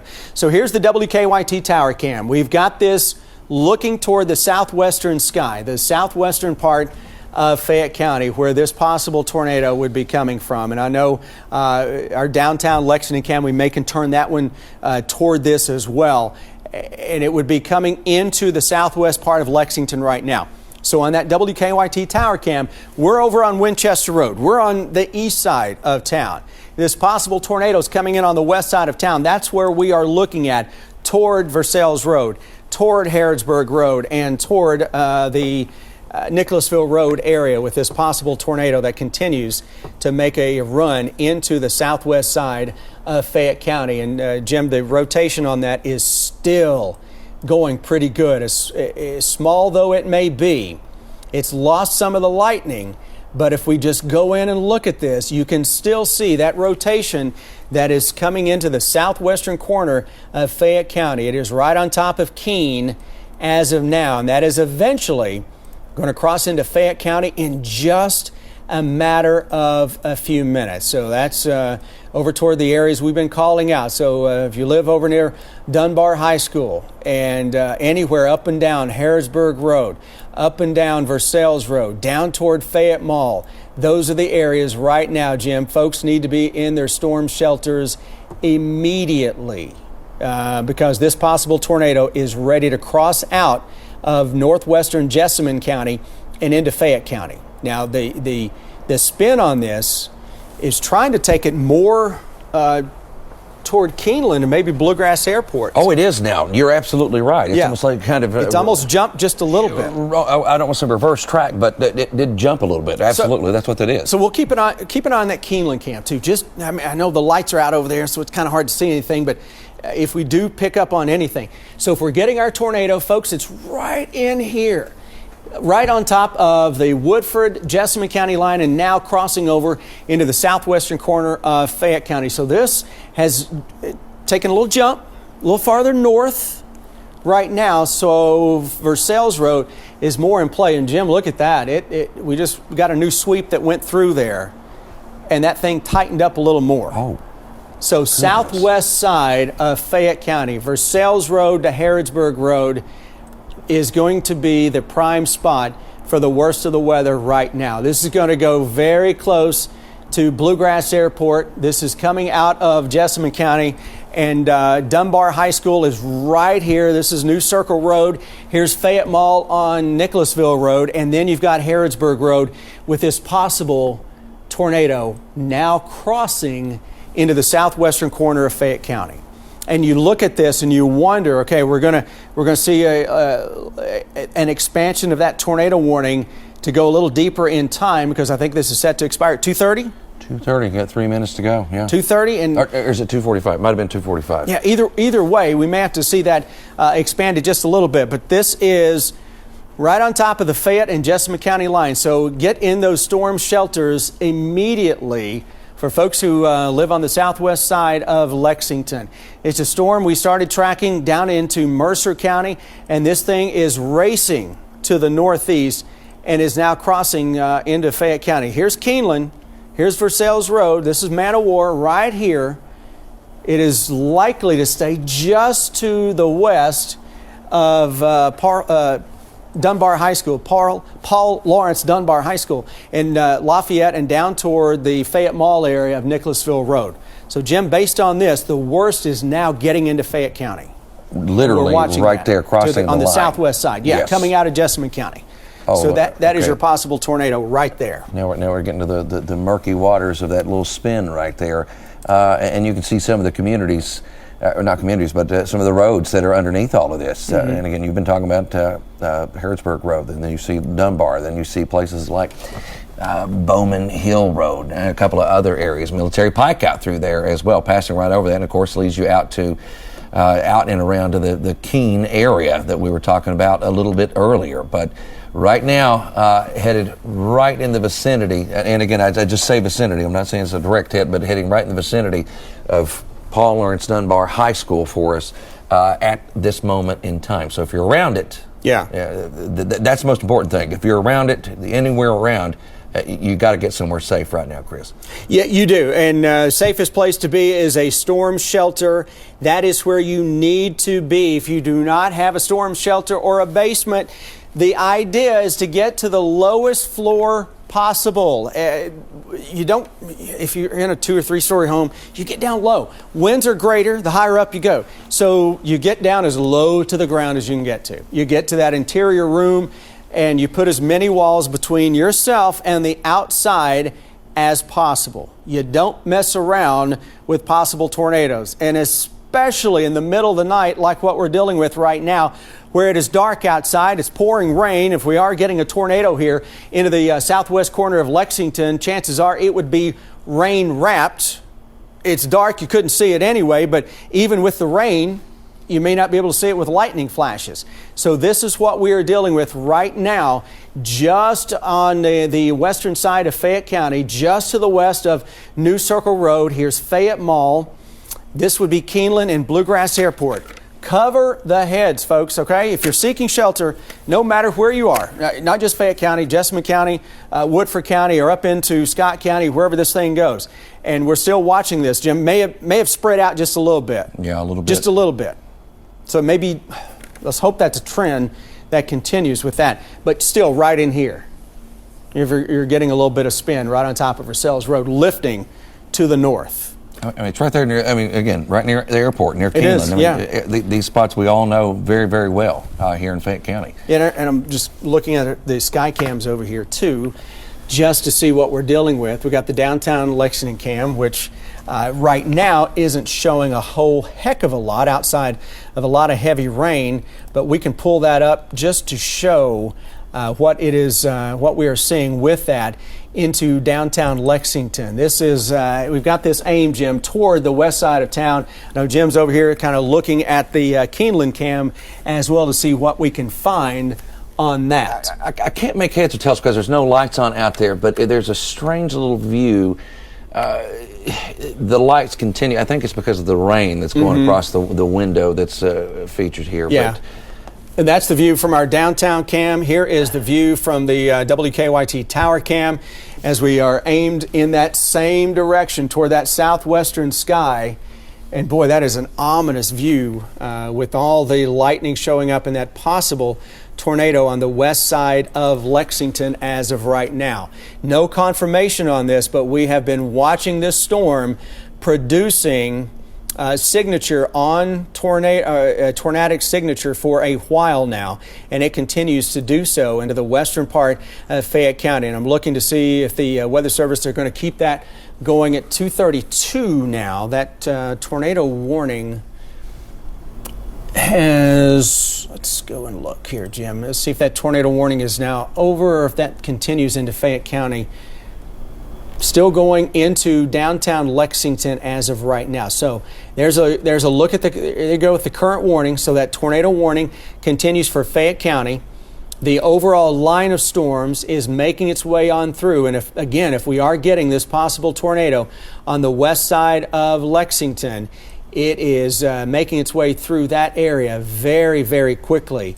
The velocities on this, we've been watching this storm, and it's lost a little bit of that signature, Jim, just a little bit compared to what we were dealing with a few minutes ago. And it's kind of broadened out just a little bit, making its way through. But again, these things have cycled from time to time. So we're watching this. If we are now, the worst of the weather is on the west side of Lexington. So folks around the Hamburg Pavilion area, down Richmond Road, the worst of it is just to our west and into the west side of Lexington, lifting its way from south to north. And Jim, you're checking out the camera view over there. I know this is one of those nights where we're watching the cameras that are out there just to see if we find anything with a flash of lightning. And that's what I'm doing. I'm literally sitting here waiting for lightning because that's the only thing that reveals anything. You know, it's much like what entered, eastern Kentucky and across Kentucky the other night with these. But let me say this. Yep. I've been here with you for 12, 13 years now. This is the best signature of tornado in Fayette County since I've been here. Right. So, I mean, this could be the real deal. And for Fayette County, we have not had a tornado since the Masterson Station tornado back in 2004. May of 2004. So, and this is our longest stretch in recorded history without a tornado touching down in Fayette County. So we're working on almost 21 years now.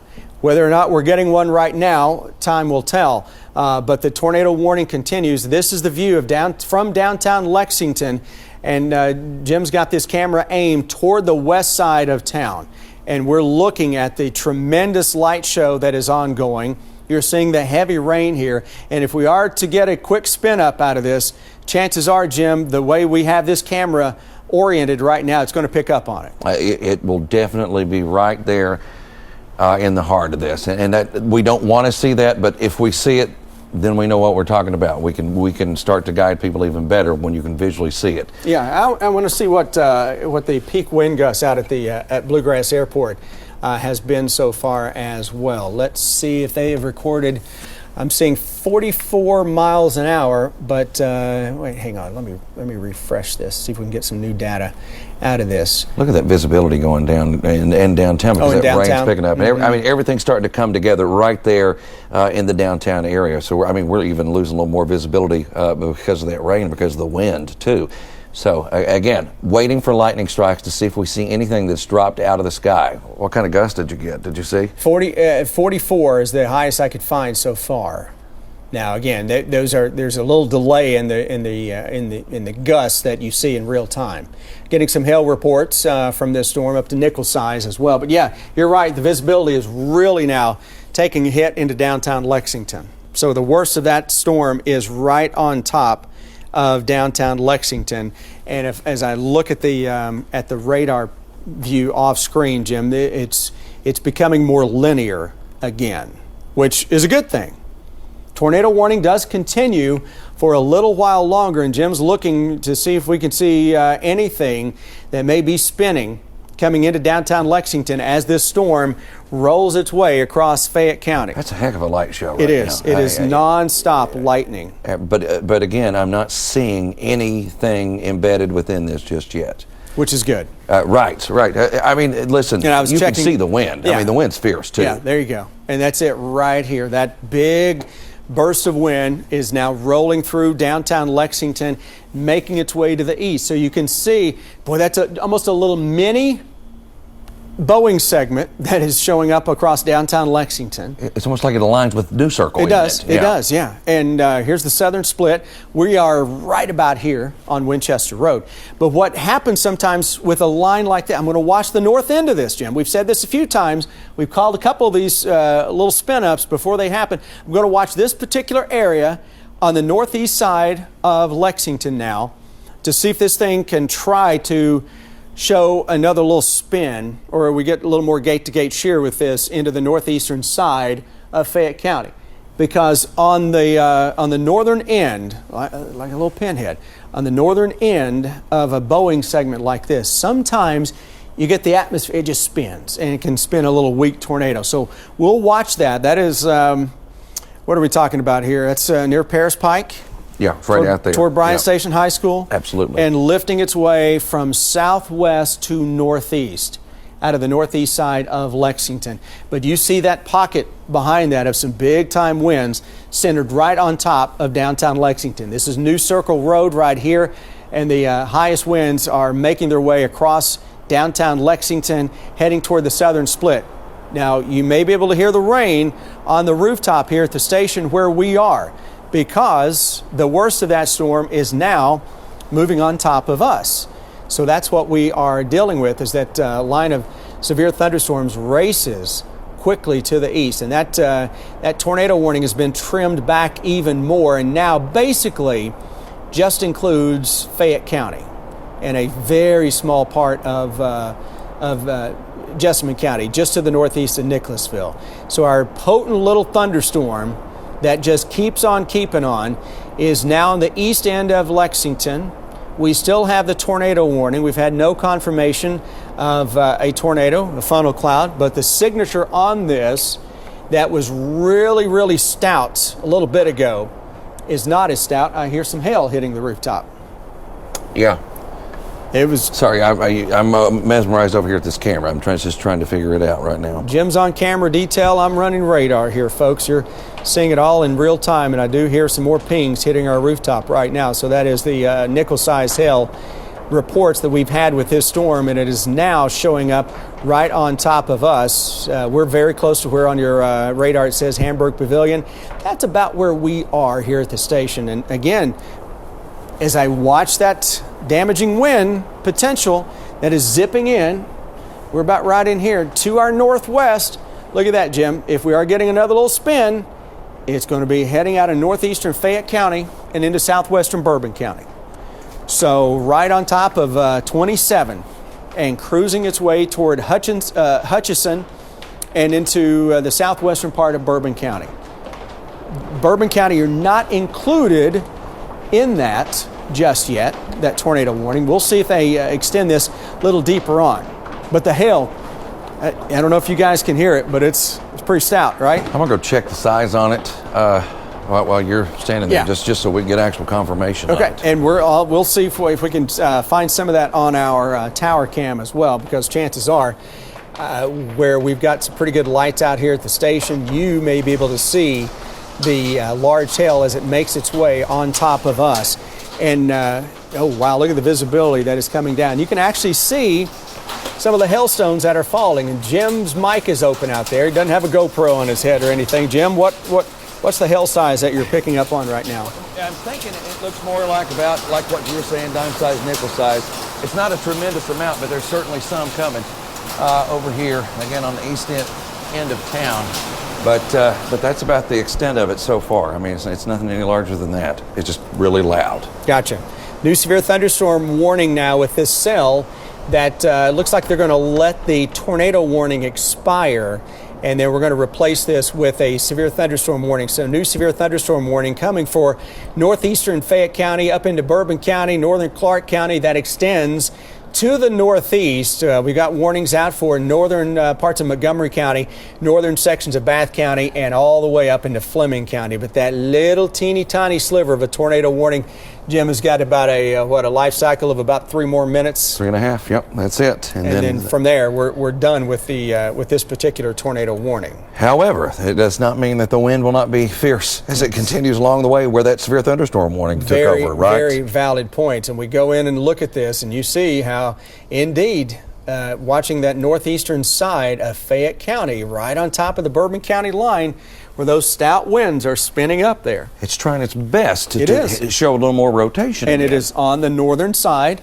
of that little bitty bow that is right here. I've seen this dozens and dozens of times through the years, where you get a little bowing segment like this, small though it may be, and right on the northern edge of that, we start to get a little bit of some rotation, and that appears to be the case again, crossing out of Fayette County and into parts of Bourbon County. So for Fayette County, right now, feel good in saying that the all clear. We're sounding the all clear at this point. Right. For Fayette County. Right. For this particular storm. So the tornado sirens are about to cease. The tornado warning is about to go by the wayside, and we're going to continue to watch the damaging wind threat heading right toward downtown Paris. And then there are additional strong and severe thunderstorms across the area that are lined up back to the southwest. Here's the broad view, and that is the only tornado warning that is left in the state, I believe, is right on top of us. The rest of this is covered by severe thunderstorm warnings, where you can get winds still 50, 60 plus miles an hour that can produce some damage. So that's what we're going to continue to be on guard for as we go through the evening. And Jim, just like what we've seen, quick tornado spin up here or there as this gets into the mountains. But boy, I look back at this. Look at all the flash flood warnings that are out across western Kentucky, where they've picked up tremendous amounts of rain. And now, tonight, tomorrow morning, we're going to watch this corridor right on into central Kentucky for additional waves of strong thunderstorms. And I think some of those will go severe again later tomorrow afternoon and tomorrow evening. But that flood threat is going to really take control again into parts of central and northern Kentucky. And not just tomorrow, but this is a multi-day event, both with severe thunderstorms and especially flooding. And what may happen into parts of central and western Kentucky could be catastrophic. I think especially western Kentucky. So far, in the past 6 hours alone, Chris, we Yeah. have picked up, in some cases, 2.5 to close to 3 inches out there. Okay? Yeah. And that's just in 6 hours. Yeah. And you know what? They may pick up total rainfall numbers around 15 inches from the start of this earlier tonight through Sunday. 15-inch rain amount from a non-tropical system. This is a front that is stalled and is going to keep producing waves of torrential rain and thunderstorms, and the possibility of severe thunderstorms as well, similar to what we've been seeing here across central Kentucky as we get ready to say goodbye to our tornado warning in Fayette County. No issues out at the airport, according to staff over there. Good They deal. say they didn't have any issues as it passed by, but it got tricky for all of us there for just a few minutes. But now you've got to watch Bourbon County. Yeah, and I'll be curious to see if we get any kind of reports out of Mercer County or Woodford County, where that rotation was the absolute strongest. When this thing started to really fire up in the early stages of it, that rotation coming out of Mercer County into southern Woodford County was stout. Fayette County, your tornado warning is no longer in effect. So I feel pretty good in saying that for Fayette County, we are in pretty good shape heading into the overnight at this point. Yes, we're going to continue to see a lot of heavy rain, some strong and severe thunderstorms, but from Fayette County back to the northwest, the overall threat for tornadoes has greatly diminished. East of that, different ballgame. Still the threat that is going to be there, though as these storms get into eastern Kentucky, Jim, they have less instability to feed on. And that's been that's forecast the whole time. We've talked about that for the past couple of days, and that's why when you just look at the risk levels, it went down, down, down as you got deeper into eastern Kentucky. But there's still plenty of energy out there to keep this rain flowing and the storms going tonight, just maybe not to that magnitude. And you look at this front that is slowing down. Look at all that rain down into Tennessee, down into Arkansas, northern Mississippi, and all of that is aimed right at us tonight, tomorrow. It's like somebody's opening up a water hose, you know? It really isn't just saying, here we go. That's exactly what it's like, or a fire hose. Fire hose. Yeah, that's what it's like here. And will continue to be like that over the next several days, unfortunately. So far with our tornado warning into central Kentucky. Now, again, the tornado warning has expired. No current tornado warnings are out there. That is certainly great news. But what we're dealing with, Jim, is the possibility of severe weather, and the chance is certainly there for a quick tornado spin up across eastern Kentucky. That is just something we're going to continue to watch as we go forward. We have to, because even though the chances are not as high as they were coming into central Kentucky, it's still something that we have to watch very, very closely over the next several hours here and into the early morning as well. That's the big catch here. We're going to be right in the thick of all of this for an extended period of time. So the tornado warning has thankfully expired into central Kentucky, Fayette County. No longer under that tornado warning. I know we had a lot of folks seeking shelter, and good on you for being proactive in doing so. But right now it is all severe thunderstorm warnings that are left in the tank, and those are lining up along this line of thunderstorms that stretches from Nashville through the Lake Cumberland area into, what is this? You're talking Lincoln County, you're talking Boyle County, Casey County, up toward Richmond. Got a little gap between the warning, and then it kicks in across northeastern Fayette County, goes all the way into southern parts of the Buckeye State as of right now with severe thunderstorm warnings. And that line it's encountering air that is not as conducive for severe weather into eastern Kentucky as what we had in central Kentucky, which wasn't as conducive for severe weather as what we had across western Kentucky. So the farther east this line gets, it's going to have trouble producing the severity of the thunderstorms that what it started out with into western Kentucky. That's always, as Jim said, it's always been the case with this. It's always been the forecast, but you're seeing it playing out. But what we're noticing now is that slower eastward movement, meaning it is a bumpy night into central Kentucky, the bluegrass region, by morning, I could see us getting ourselves into a situation to where we're talking about street flooding and some stream flooding into parts of the Lexington Metro, down the Bluegrass Parkway and point south from there, as these thunderstorms, again, are now becoming more. They're trying to train southwest to northeast. That's been the theme of the models. That's the theme that is going right now. It's interesting to note, Jim, that the tornado warnings we got are up here into the Buckeye State. I know. Into eastern parts of Ohio, nonetheless. And you've got, what, 2 of them out there? Got 2 up there. One just to the north of, Ironton, Ohio up there. So, yeah, that would, and then you may have a few that are to the southwest of Nashville as well. And, I mean, I'll just broaden the view out, and you can see that's it. That's as far as the active warnings that we have tornadic-wise. But right now, that severe thunderstorm warning that's going through Paris, man, it is plowing through there with some very heavy rain and some strong wind. Yeah, and even that little storm that's out ahead of that, between Carlisle and Mount Sterling, almost has a little bit of a bow to it. But you look at these storms, they are lined up, same areas, one right after another, which is not only a potential severe weather signature, but a flash flood signature, Jim, into some of these areas as well. I mean, you could put down a quick, 1, 2, 3 inches of rain out of this? Yes. And Fleming County back to Fayette Keyword's County. quick right there, yeah. Because it'll happen fast. And that goes up into Vanceburg on the AA highway, and noticing just a little bit of an uptick in the lightning on the leading edge of this, north of Cave Run, northern parts of Rowan County, on the Rowan-Fleming County line, and that's going to continue to cruise into southern parts of Lewis County as well. So again, these thunderstorms, while they're losing a little intensity, we don't want to let our guard down, because they still have just enough to create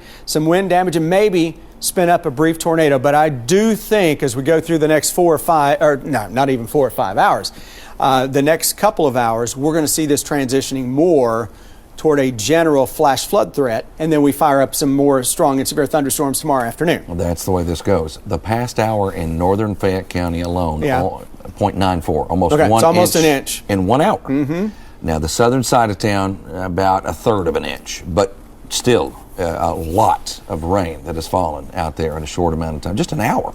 Let's take a little trip down to Perryville. Let's take a little trip down to Casey County, too, because we're seeing some pretty good winds that are taking shape here. That severe thunderstorm warning right here. We'll watch this, and we've seen this script play out before, where you can get in on a little bit of spin here. Chances are we're going to see some damaging straight line winds out of this. Perryville and point south, right there. First thing pops out, Jim. You see just a little, almost a little spin near Perryville into western parts of Boyle County. And then maybe another one there in the northern sections of Casey County. But here would be that little notch. We've seen that time and time again. Now, so far, no reports into central Kentucky that we've had anything touching down. But of course, it's the middle of the night. I mean, something could touch down in a remote area and you don't know it until tomorrow morning. But there you go, Jim, with that sweep that just went by again, south of 150, that is Perryville over to Danville, heading toward Junction City. Folks along 34, got to be watching that. And here, a little spin on the north side, on the northern extent of that, and is just southeast of Harrodsburg on 127. Just keeps showing up in little spots. You're absolutely right. So again, rotation, and maybe just a hint of some. It's not as strong as it was in the prior run, but right here, if we're going to get tornado warning. Tell you what, this Harrodsburg, this Mercer County storm is the one that is jumping out. So spin right here. 150, Perryville, gravel switch over here. You got Danville, Junction City. That is going to roll its way right on top of and just south of 150. And then Harrodsburg, Mercer County.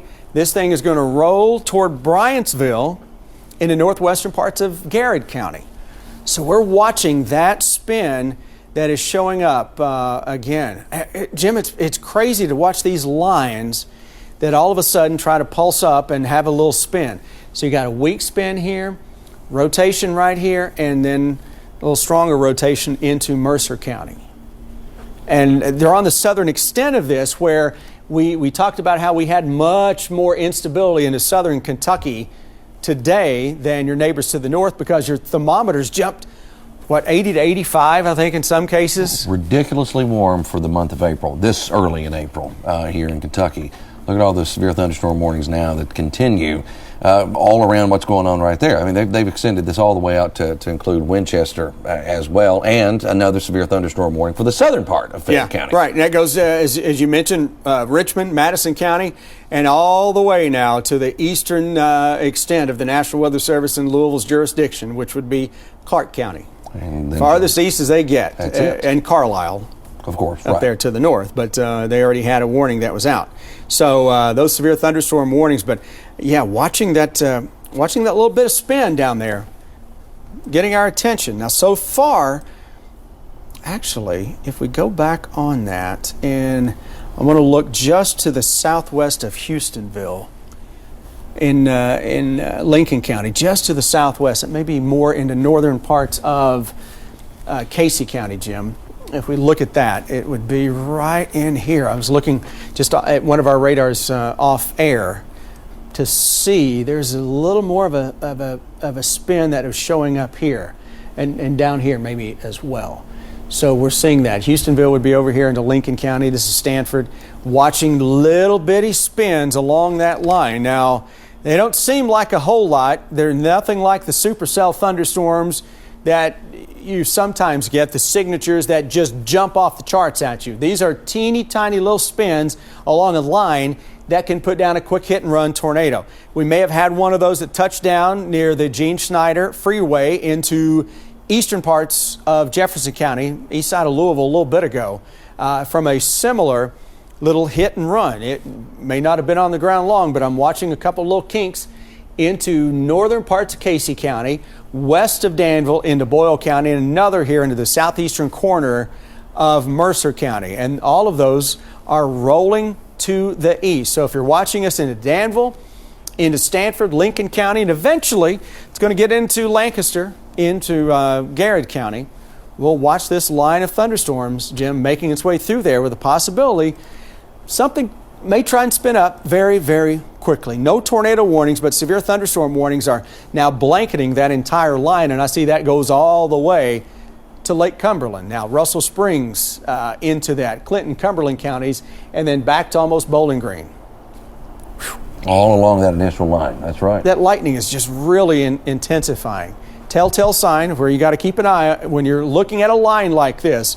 Just from a radar perspective, without looking at anything inside the storms, I start to see a little hot spot of lightning, and you think, okay, got to look there, got to look inside this storm, because that is quickly blowing up and can produce a quick hit and run weak tornado. That's why the tornado watch is out. It's nothing for supercell massive tornadoes like what the viral video is now of all those tornadoes, Jim, that touched down tonight in Arkansas or Missouri. Right. It's not that type of a setup now. In Kentucky, we typically don't see those. We get the, we get the EF0s, EF1s more than anything else. More than anything else, absolutely. And a lot of times they are rain wrapped around here. Mm-hmm. They're just harder to see here as well. Period. But he's right though. That we got to just kind of stay. I'm looking at 3 different radar sites over here off camera, and just trying to determine what's going on within this. And all of it continues to say, all right, what he's talking about there is there might be a little spin here, there, and everywhere. I mean, seriously, as this continues to just move along. And that's what we're looking at. And what we're talking about, folks, is the colors backed up to each other there, where you got green and then you got red, or in some cases it goes yellow or whatever that might be. But it's where you see that quick change. You're watching a change in wind direction. All right, now they've issued tornado warning for us. Okay, I mean, it goes finally right on with what we were saying. And it's certainly there. But here's the warning, Chris. Okay, so we'll jump it out here. Here's this new tornado warning. Notice it kind of snakes around here. That's Rockcastle County. That belongs to the National Weather Service in Jackson. So this is Berea, southern parts of Madison County, Garrett County, Lincoln County, Casey, and Boyle. Goes until 3:45, and you may wind up getting northern Rockcastle County added to this. So that's one of the little spins we were just looking at, Jim, and seeing the rotation there before the warning came out, giving you a little more advanced notice. But boy, those spins they're so small, as Jim mentioned, that they show up on a sweep or two, and that is the one we said was southwest of Houstonville into northern parts of Casey County. And there it is. There's Houstonville. If we are getting a tornado, it is going to be right in this area. This is Lincoln County. This is Casey County, and almost a couple of little kinks in the line. One to the north of Houstonville, one to the south of that too. And both of those are going to work their way across Stanford into Lincoln County. So if you're into Lincoln County, if you're in Stanford, and you're over toward Crab Orchard, Houstonville, and then through Lancaster, southern parts of Garrett County, over into southern parts of Madison County, Berea, we're looking at you. Tornado sirens are going to be going off right now across Madison County, including downtown Richmond. Richmond, you're not included in this particular tornado warning. This tornado warning is just to the south of downtown Richmond. It does include Lancaster, it includes Stanford and Houstonville, and is likely for this spin that is showing up as it makes its way now through Houstonville, right on top of 78, 198. And this is just a matter of a few minutes away from Stanford into Lincoln County. That would cross over 27. From there, if you're watching us into Crab Orchard, you're watching us here into the Lancaster area of Garrett County. Need to find that storm shelter, need to find that basement, need to get in it as soon as we can. And if you're in Berea, you got a 10-15 minute heads up on a possible tornado coming your way. Now, will this thing maintain itself? Will it keep that signature that we're seeing right now? We shall see, but across the western part of Lincoln County right now, that is where this tornado is, and it is right on top of Houstonville and heading towards Stanford, and will continue to cross through Lincoln County. So Lincoln County, seek the shelter immediately. Here is 78 Chicken Bristle. That's a new one.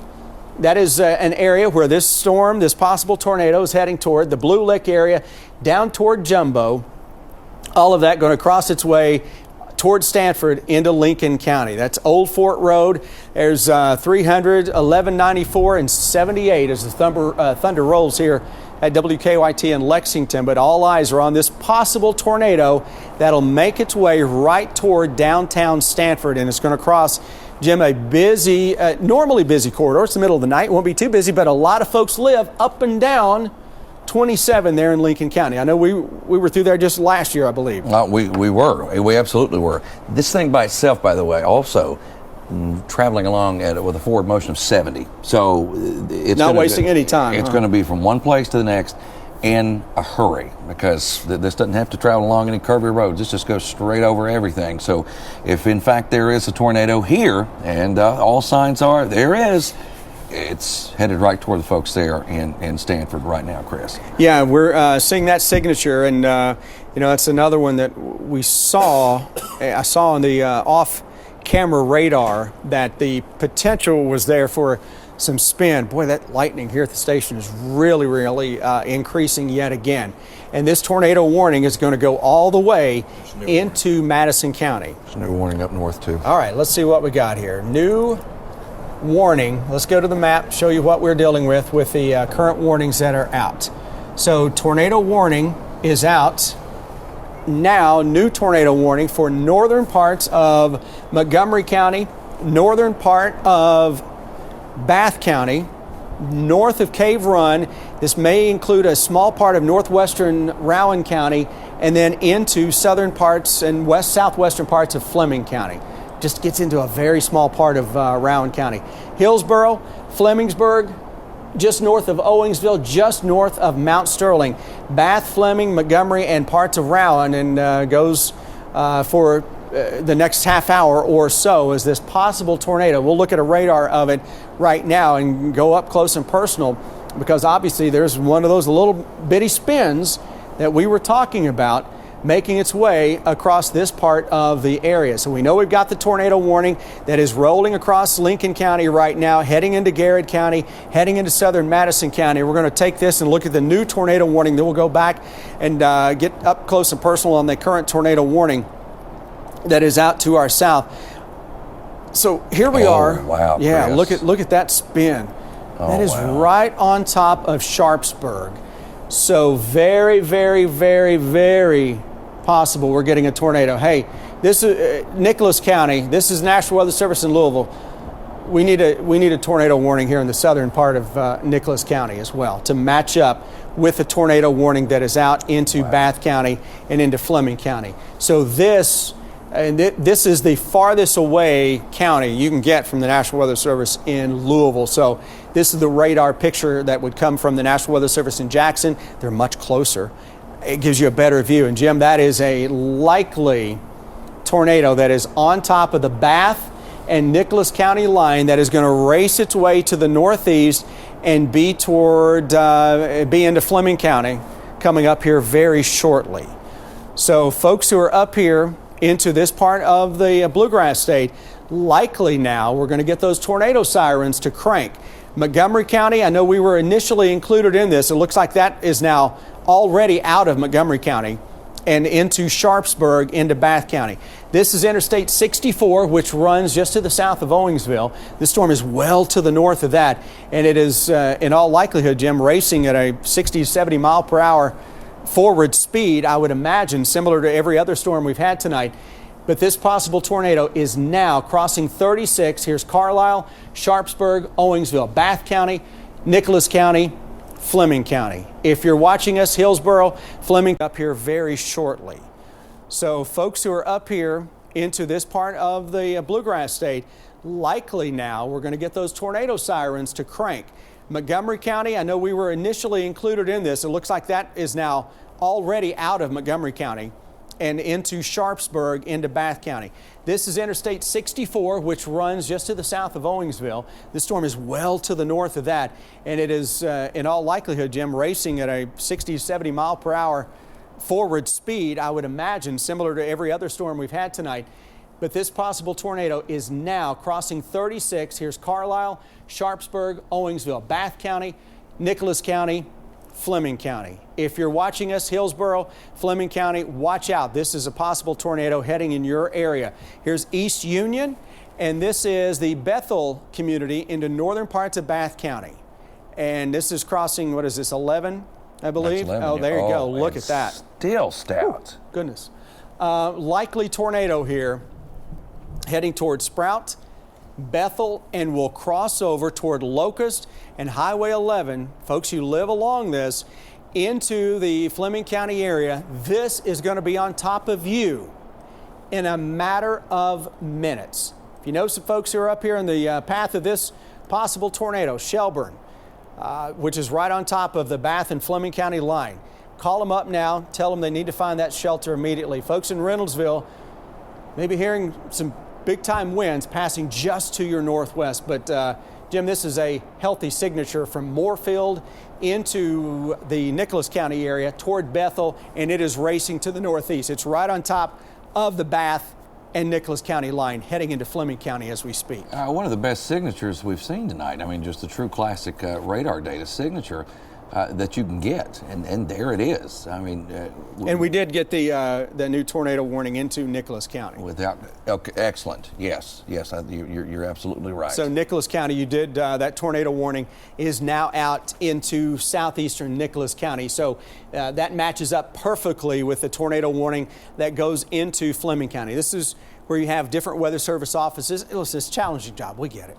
And to kind of coordinate warnings very quickly. The first thing is to get the warning out. Then I guess you want to coordinate that. But here's that tornado warning into Nicholas County, northern parts of Bath County, Montgomery County. I think we're okay now, even though the sirens may be going off. My greatest concern is into Bath County, Nicholas County, and especially Hillsborough and Flemingsburg with this possible tornado that is racing its way right on top of Sharpsburg to Bethel and eventually is going to cross into southwestern Fleming County, and it's probably doing so as we speak. Radar takes just a moment to cycle through, but at the forward speed this thing is moving in, Jim. It is likely already on top of the Fleming County line and racing on through there. 75 miles per hour forward motion. So, yeah, there's a good chance. I mean, think about that. It's moving along. Not the winds, the movement of the storm is moving faster than you can drive a car, or you're allowed to drive a car in most roads. That's how quickly this thing is moving. Let's jump back down into the Lincoln County area, because I was looking off camera. That storm continues to spin as well. We have not gotten the extension into Rockcastle County with that, but boy, that lightning, whew.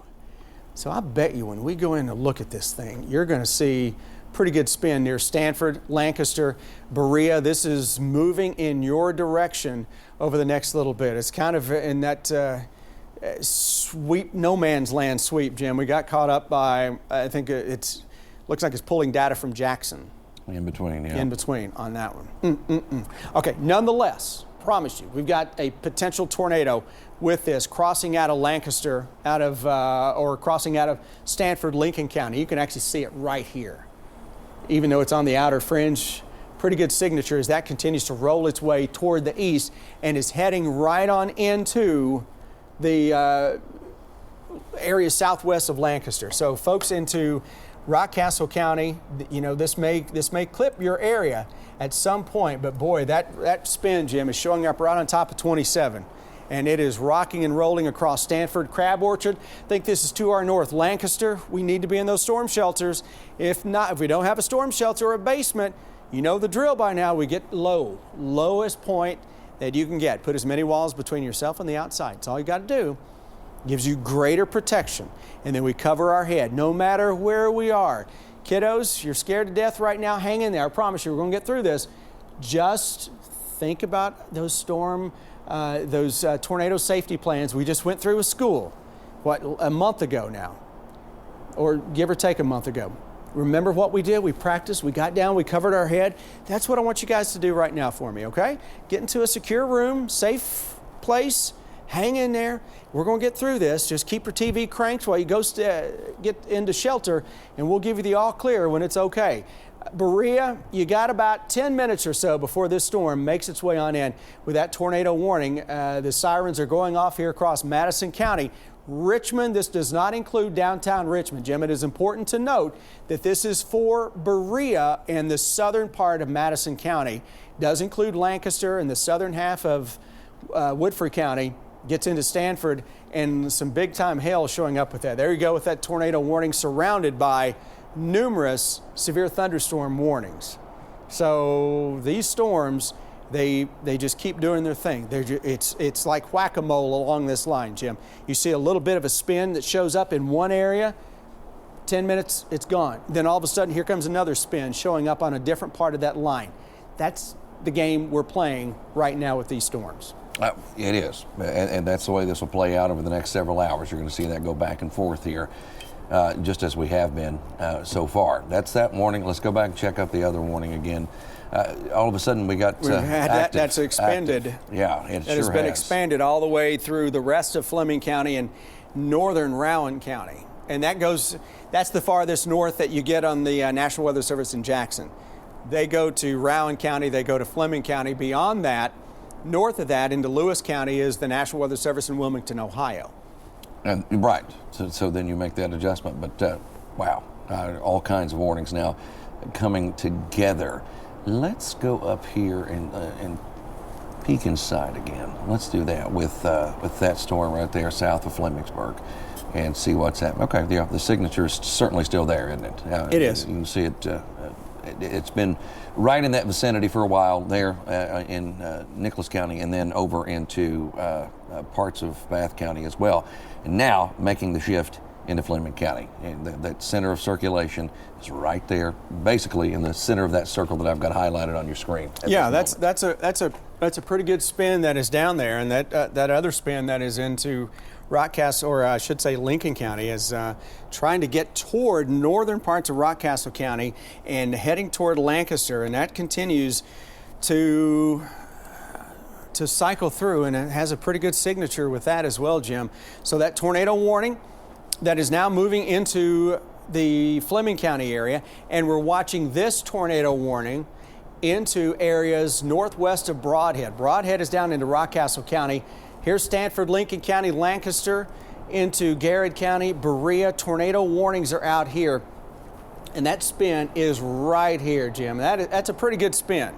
It's right on the edge of this particular radar sweep, but it's a pretty good spin that is showing up as it makes its way toward 39, the eastern part of Lincoln County, and very close now to the southern part of Garrett County.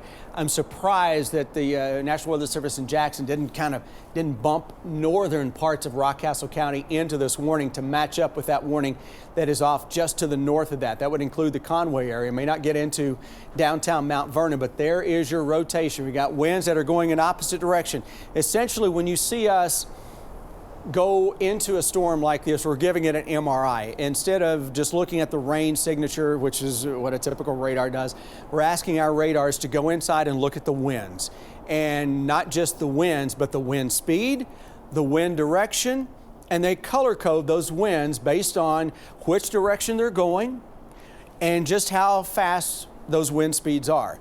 And what we're dealing with right here is a little bit of what we call gate to gate, near the Preachersville area, and 39 near Walnut Flat, and working toward Gilbert and then into southern parts of Woodford County. That's where this is going, and a possible tornado with this. No reports as of yet. This was a radar indicated warning, right? It was, absolutely. Yeah, so radar indicated warning. There you see it updates, and you still got that signature that is heading right on into just north of Crab Orchard, right on into southern parts of Garrett County. So two distinct tornadic signatures are showing up on the radar right now. That's why we said we can't let our guard down by any stretch of the imagination with these storms that are making their way through.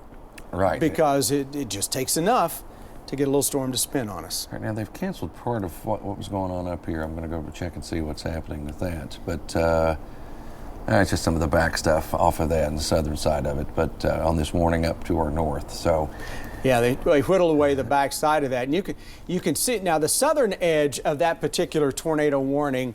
I think we're good here into Bath County. Right. It is up in here into Nicholas County and heading toward downtown Flemingsburg. We'll look at this storm inside to check the winds out on this, but guarantee you, right on top of Flemingsburg, or just southwest, we see that little bit of rotation. It's not as strong as when we first had that warning issued, but it is still there, and it's right on top of 57 between Hillsborough, between Flemingsburg, and if we are getting a tornado, weak though it may be, it would be heading right toward Flemingsburg as of right now. So folks up here, tornado sirens doing their thing.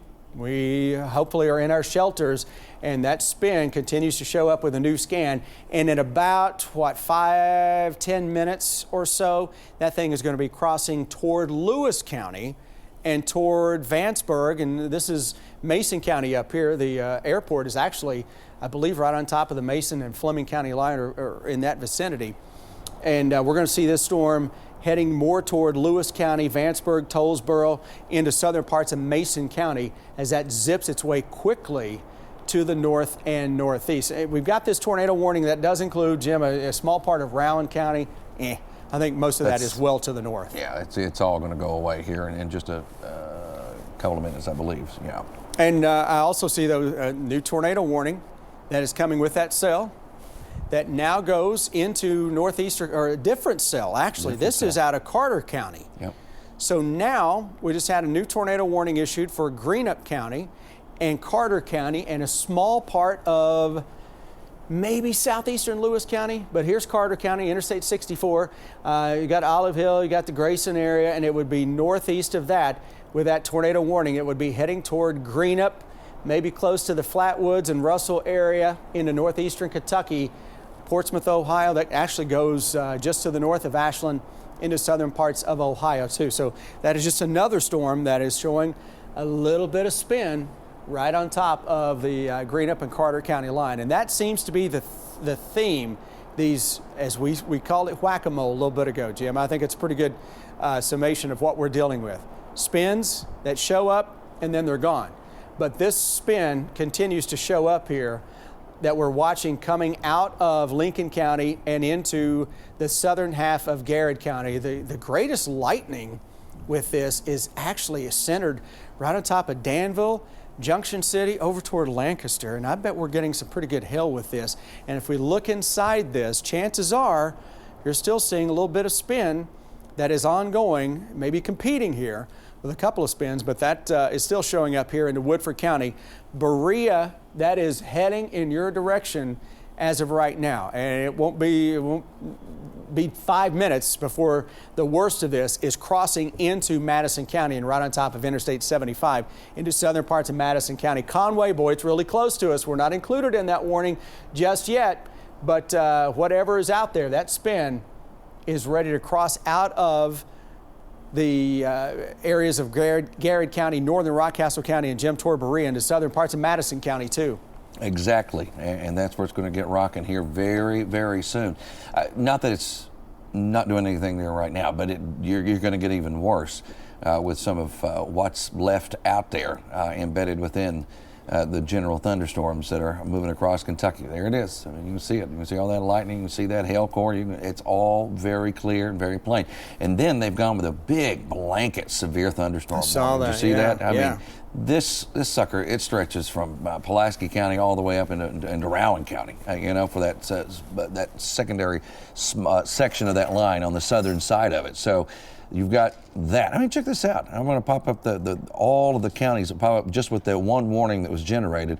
And you've got Estill, Jackson, Lee, Owsley, Powell, Wolf. I mean, that's all over the place. That's all over the place you've got with that particular warning. So that's what we've got, just a pure severe. And let me tell you, some of those winds that we've been tracking out of these, they've been pushing 60, 70 plus miles per hour down at the surface, according to radar estimates, to get you to that level. And that's been the trigger for some of these warnings, the fact that they had wind like that so strong in the radar data, because sometimes that's what happens. All right, now they've extended that tornado warning, Chris. Okay, you sure. literally just did it. Just then, they just popped it out a little bit more. It now includes the city of Irvine. Yeah, Conway's in that now, and to northern parts of Rockcastle County, gets into areas of northern Jackson County and Estill County, including the city of Irvine, as this continues to slide to the east. So National Weather Service in Jackson getting involved with this same tornado warning now. So Louisville responsible for Madison County, the Berea area, Garrett County, Lincoln County. Jackson, National Weather Service responsible for Rockcastle County, Jackson County, and into Estill County. And that spin is right here.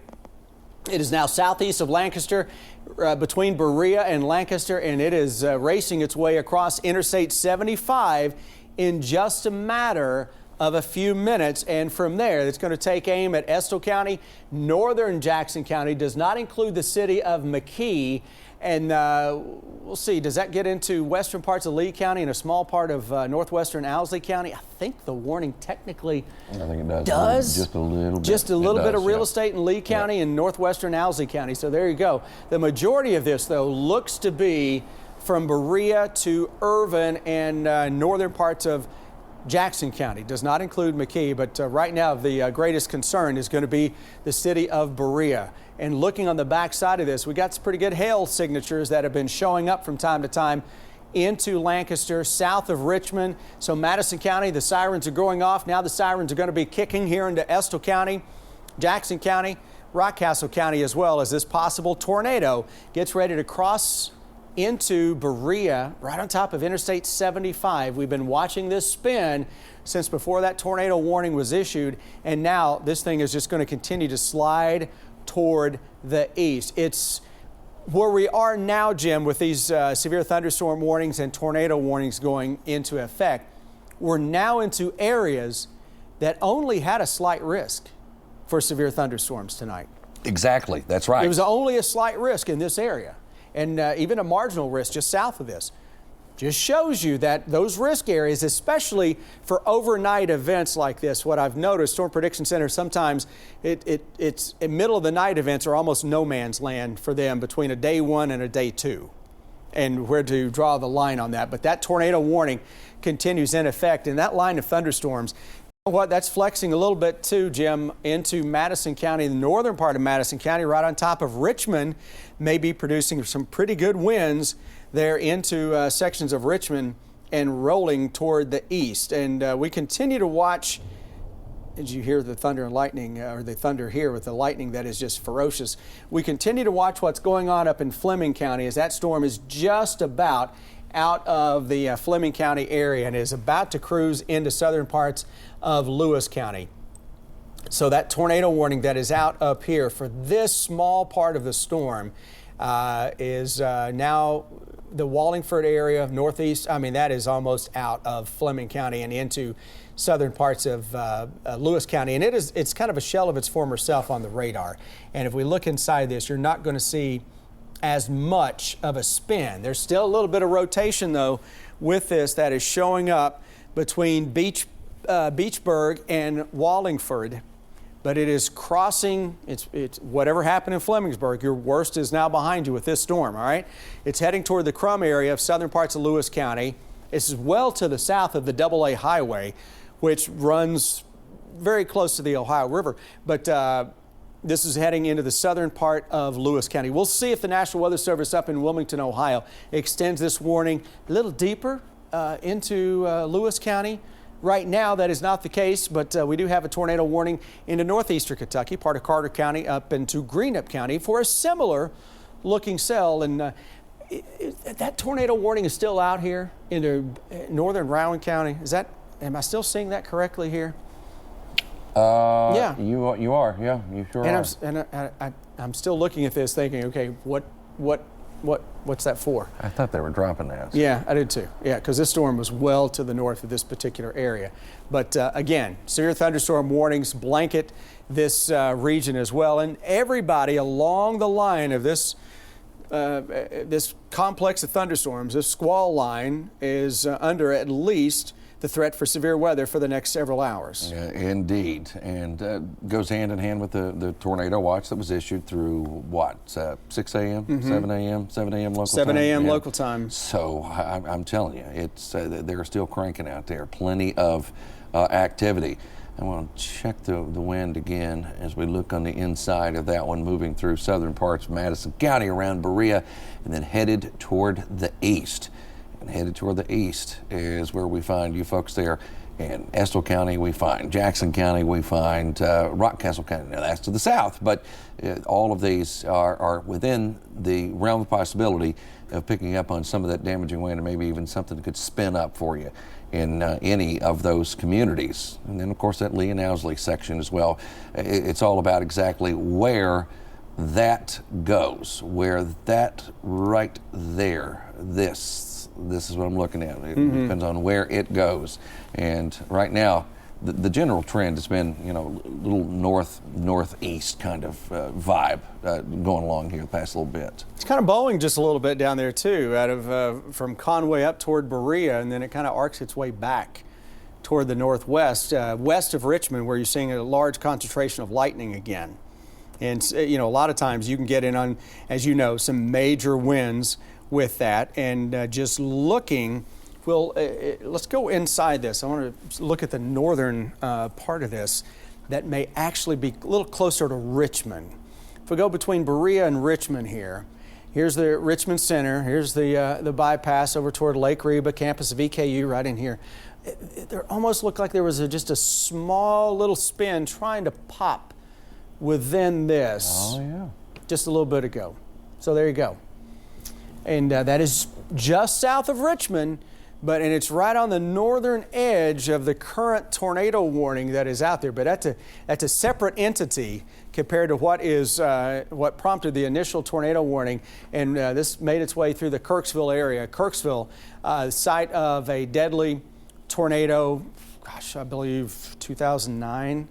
I want to say, to 2010, somewhere in that general vicinity, where we had, I believe, a family that was killed by a tornado that blew through there. It was rated an EF3, did so without a warning on that particular storm. That was a number of years ago. But, this is the anniversary, Jim, of a devastating tornado outbreak 51 years ago 1974, April 3rd and 4th, 1974, super outbreak. Richmond had a major tornado roll through there. We've seen pictures of that were taken from the campus of EKU, from some of the dorm rooms up top, and you could see that tornado going through the Whitehall area. And again, it's that time of year for us. This is peak time for us. We get into this little stretch of March, April, and May, and that's when we see most of our severe weather. And we have Mother Nature has not disappointed at all. Continuing. It's been a fast start, hasn't it? It really has. And tomorrow or later today, I'm going to watch the southern half of the region. There has been a signature for the potential for some supercell thunderstorms this afternoon down around London, Corbin, Somerset. So keep that in the back of your minds down there for early afternoon, late afternoon. The signal has been there for a while for later today for some additional severe weather to target south central and southeastern Kentucky, and then that focuses farther to the north and northwest in time. As I look at this whole setup too, I do think we get a break later Friday into part of the day on Saturday. Saturday evening into Saturday night, we really got to watch that. That's going to be the last in the series of severe weather, and it's going to be right along and ahead of the front that finally clears the area and has cold air coming in behind it. Typically, that's when things can really take a big turn. So we're going to really watch Saturday night too. Not that we're not watching what is going on right now. If this doesn't just show you the scenario we're facing where we're trying to get you guys ready for what's to come Saturday, and it's only Thursday, and we got active tornado warnings.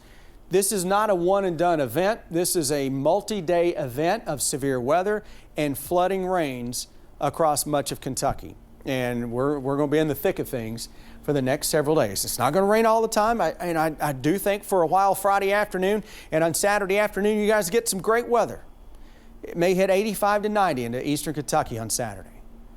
And then a few days after that, we're in the 40s, which, let me tell you, when that happens, something's going to give. Right now, we continue to watch the tornado warning that is out across parts of Madison County into Estill County, a small part of Lee County, northwestern Owsley County, northern Jackson County, northern parts of Rockcastle County, and a small sliver still of southeastern parts of Garrett County. Though the majority of this is now into Madison County, and it looks like it is focusing to the east of Interstate 75. And from there, we're going to watch this heading into Jackson County. We're going to watch this heading into the Irvin area of Estill County. The rotation, Jim, that spawned the initial tornado warning doesn't appear to be as strong on these sweeps that are going through there. No, it's not like it once was. It was, wow. It was quite impressive there for a while. I probably jumped on y'all, didn't I?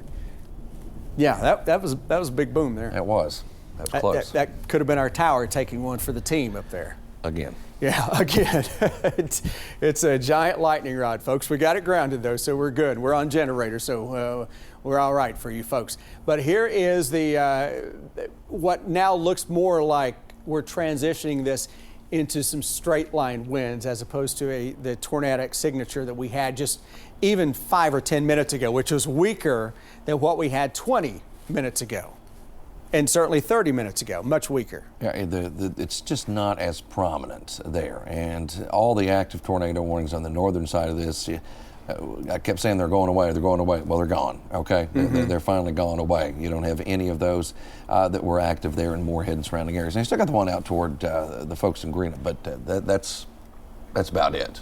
As far as those type of active warnings. And, of course, this one that we've been monitoring for the past little bit. And, Jim, this is one that the sirens are just going to keep blaring until the warnings are over down here into Madison County.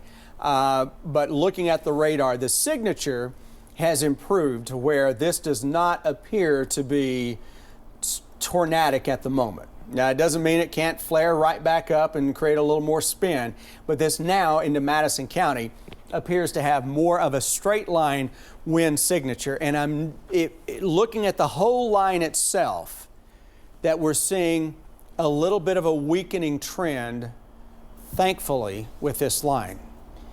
weakening more so. Now you've got those little hot spots in there. We talked about this a couple hours ago, 3 or 4 hours ago, where you get these little hot spots in there where all of a sudden the lightning increases both in coverage and just the overall frequency of the flashes. And then you get that storm to pulse right back up and starts to spin a little bit. But we're running into an environment that is not as conducive for severe weather or tornadoes across southeastern Kentucky. Now, again, and we're also in a time of night where these storms like this typically begin to weaken somewhat.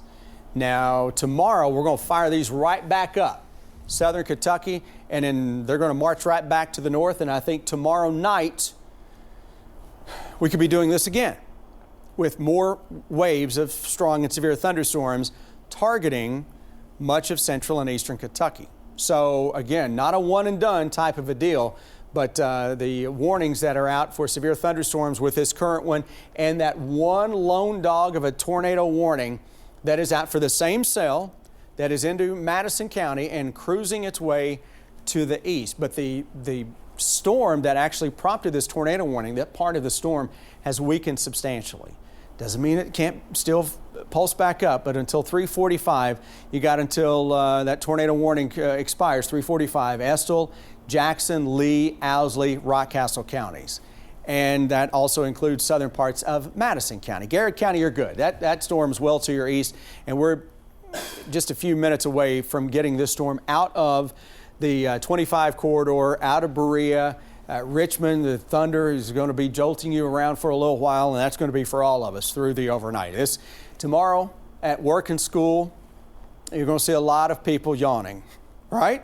You sure are. I mean, Yeah. It's not a night for light sleepers, not even a night for heavy sleepers, where we're going to continue to deal with this. Severe thunderstorm warning is out for a number of counties as well, and that is well in advance of this whole line that continues to make its way on through into eastern Kentucky. So it's getting east of the 75 corridor, but like we talked about, that line goes from northeastern Kentucky back toward the southwest. So the northern edge of this line is outrunning the southern edge of this. And when you see that, what typically is going to happen? It means the whole front is slowing down, and then it kind of becomes parallel. So we've cleared Rockcastle County, at least Jackson has cleared Rockcastle County from that tornado warning. No longer with a tornado warning into Greenup County. That is up into Lawrence, Sauter counties in Ohio or thereabouts. And then watching Estill County back into southern parts of Madison County. But those warnings, the shelf life on those just about up. Just a matter of a few minutes, right? 3:45 for the tornado warnings. Yeah, they set to go to 3:45, and then you got that the rest of the severe thunderstorm warnings. Of course, and looking at the radar, those are the overall tornadic signature of that line has decreased immensely. It is more of a straight line wind event as of right now. And let's hope that continues to be the case. And the dynamics leading into it with all the data supported that from the beginning. They did. Saying that it would be a lower shot as it got into southeastern sections of Kentucky. That's right. But again, a precautionary tornado watch issued, and who knows, there might have been a few instances where something did touch down in some of the counties. But right now, just waiting on this one to fade away, because a lot of the strong signatures have. And I'll tell you the other thing about this, Chris, it feels like it's slowed down a lot. The forward motion of it altogether. Yeah, I mean, look at that. I mean, there's not much left. I can't even spot anything quick. Yeah. I mean, there's a little hint there, but exactly. That's just straight line winds at this point. So that's all the folks there are seeing as we get into urban. And again, they can cause some issues all by themselves too. Don't forget that. I mean, you can run into that. Yeah, absolutely. Take a look at the future radar. Let's walk folks through that future radar to show where we're going. Since yes, your tornado warning continues, but you know what? The signature is pretty much gone with that. So that warning will be allowed to expire shortly. Let's walk you through where we're going with this. So this is where the radar, the future radar said we would be right now. Pretty good.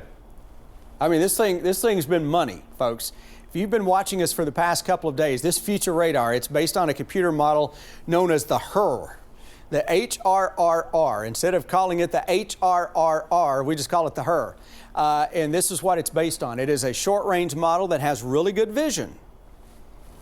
It's what it should be. It's a short-range model. It's supposed to have good vision. So here we go, 4 o'clock in the morning. We go through 7. Notice how that line of thunderstorms is just now getting to the Big Sandy Valley into southeastern Kentucky. And we're going to watch a low-end severe weather threat still from London south toward the Kentucky-Tennessee border. Behind this, now we've got just some thunder and lightning and some rain. And then by noon, we're watching some thunderstorms popping around Bowling Green. By 2 o'clock, showers, thunderstorms are back into the picture. And watch this by 5. See the potential for some supercell thunderstorms down here? That is a signature. And I noticed the new day 1 from the Storm Prediction Center has the greatest threat for a couple of tornadoes. It's not a major threat from them, but a low-end threat that's a little higher here into southern Kentucky than it is farther to the north. So they're sensing that potential for some supercell thunderstorms. And watch this, 8 o'clock tomorrow evening, severe weather. Try it again. Heavy rain, if not severe weather, tremendous amounts of rain, lightning, thunder, zips its way on through. And then by the time we go into Friday, I do think we take a break into the afternoon and evening as the lines of thunderstorms head back to the north. And that temperature on Friday, we can hit 80 across southern Kentucky. You're going to catch a lot of dry times Saturday afternoon or Friday afternoon into Saturday. And then by Saturday evening, potential is there for some big time thunderstorms to come back into the picture. So there we have it. Is that a tornado warning in Nashville? I think it is. Wow. I think it is, and yeah, it is. This is very close to where the high risk was. So, I mean, we're seeing more and more spin and more storms. But you're right, that line continues to kind of flatten out, doesn't it? Flattens out. It is. When you're looking at a line of thunderstorms like that and you see the northern end outrunning the southern end, that is a telltale sign that that whole line is going to slow down and become more oriented from west to east. And that's what we're kind of seeing as we go through tonight and into tomorrow morning. So we're waiting for just a few more minutes till those tornado warnings expire, Jim. And they're going to let them, Jackson's definitely letting it expire. And that's a good call. And I imagine Louisville will too, because those storms are out of Madison County for all intents and purposes as they make their way on through.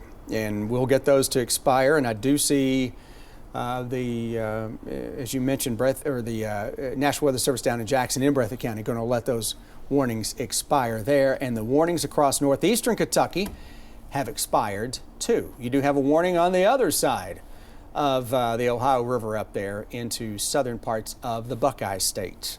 But as soon as this warning goes by the wayside into areas of Madison County and Estill County, hopefully that's a good sign of what's to come for the remainder of the overnight. I certainly hope so. Now, is it going to be loud at times? Yes. Yeah. Is it going to rain? Yes. That's going to continue. But the severity, it looks like it may be going down quite a bit until, like you said, tomorrow. I mean, there could be some real doozies show up again. Southern Kentucky, yes, I think especially. Absolutely. That front does sag a little farther to the south, and you're going to have a big temperature gradient along it. And I'm telling you, I'm going to watch the Lake Cumberland area.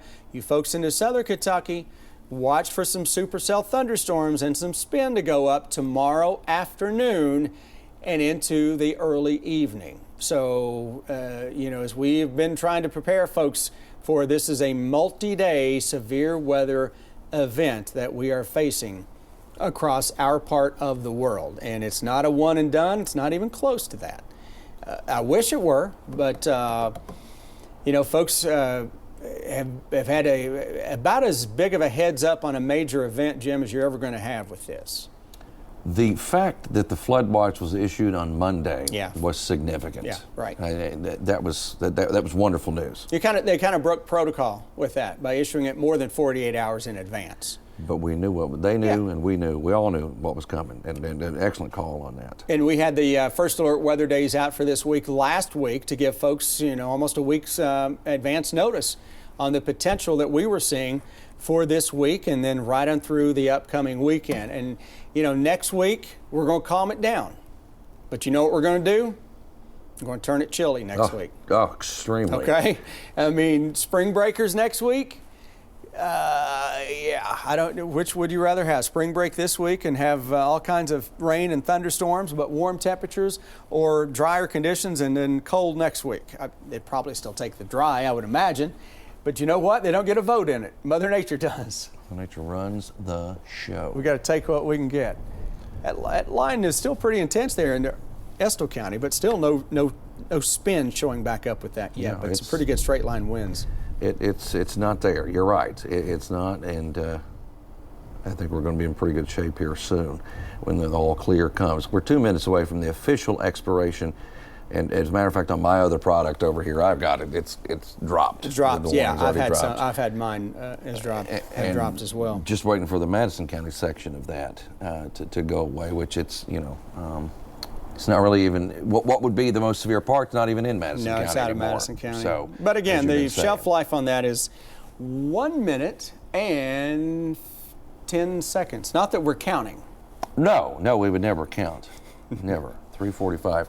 By the way, yeah, WKYT Mornings comes on at 4:30. It does. We'll still you guys right here going to have that. team coverage? And apparently, they've got some. I did see some notes coming around here. They've got some things confirmed. I don't know what because I haven't had a chance to read it all. But we're going to have all kinds of information coming up for you. 4:30 this morning on WKYT. If you're watching this on Facebook right now, you can go watch all the news coverage on WKYT.com. You can stream it through your app. Go download the app. Go download the weather app as well while you're at it. That way you can always stay ahead of the storm.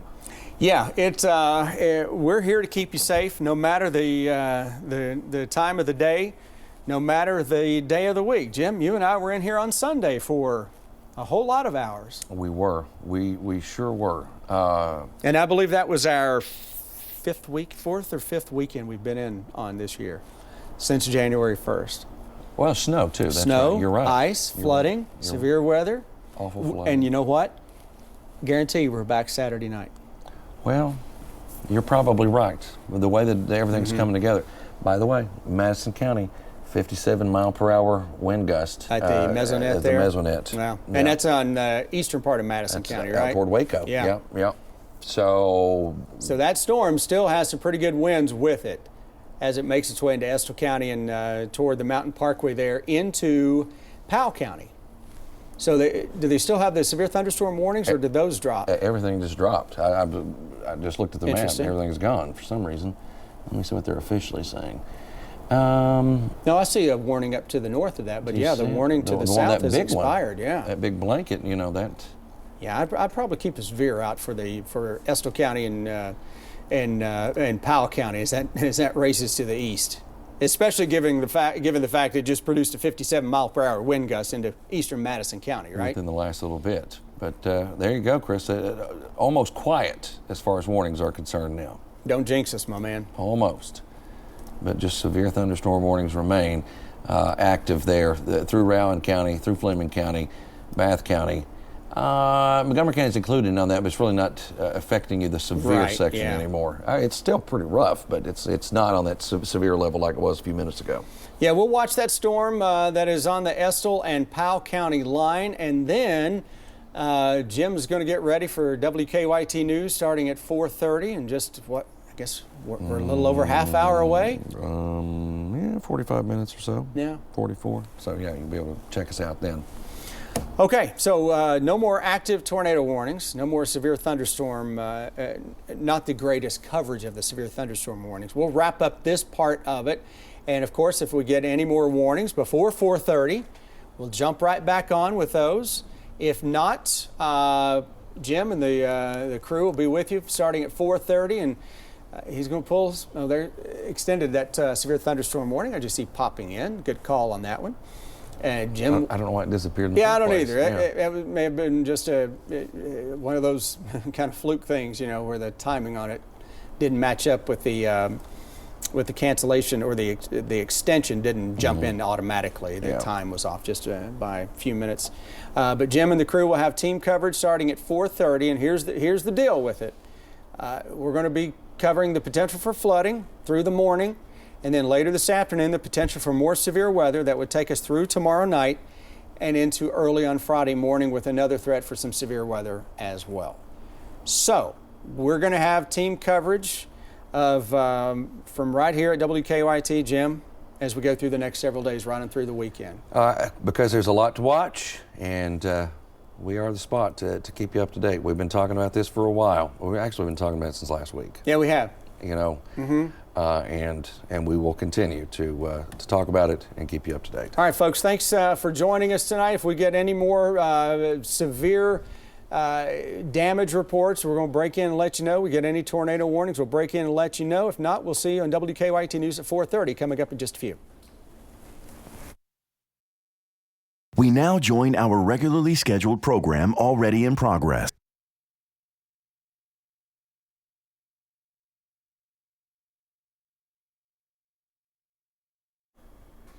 All right, welcome into WKYT Mornings, y'all, but we're going straight into severe weather coverage again as a tornado warning has been issued. You can see it right there, and it's just coming out within the past couple of minutes. It's now out for folks there in Wayne County, Pulaski County, and over into Laurel County. All included in this. Laurel, there's a section of that too.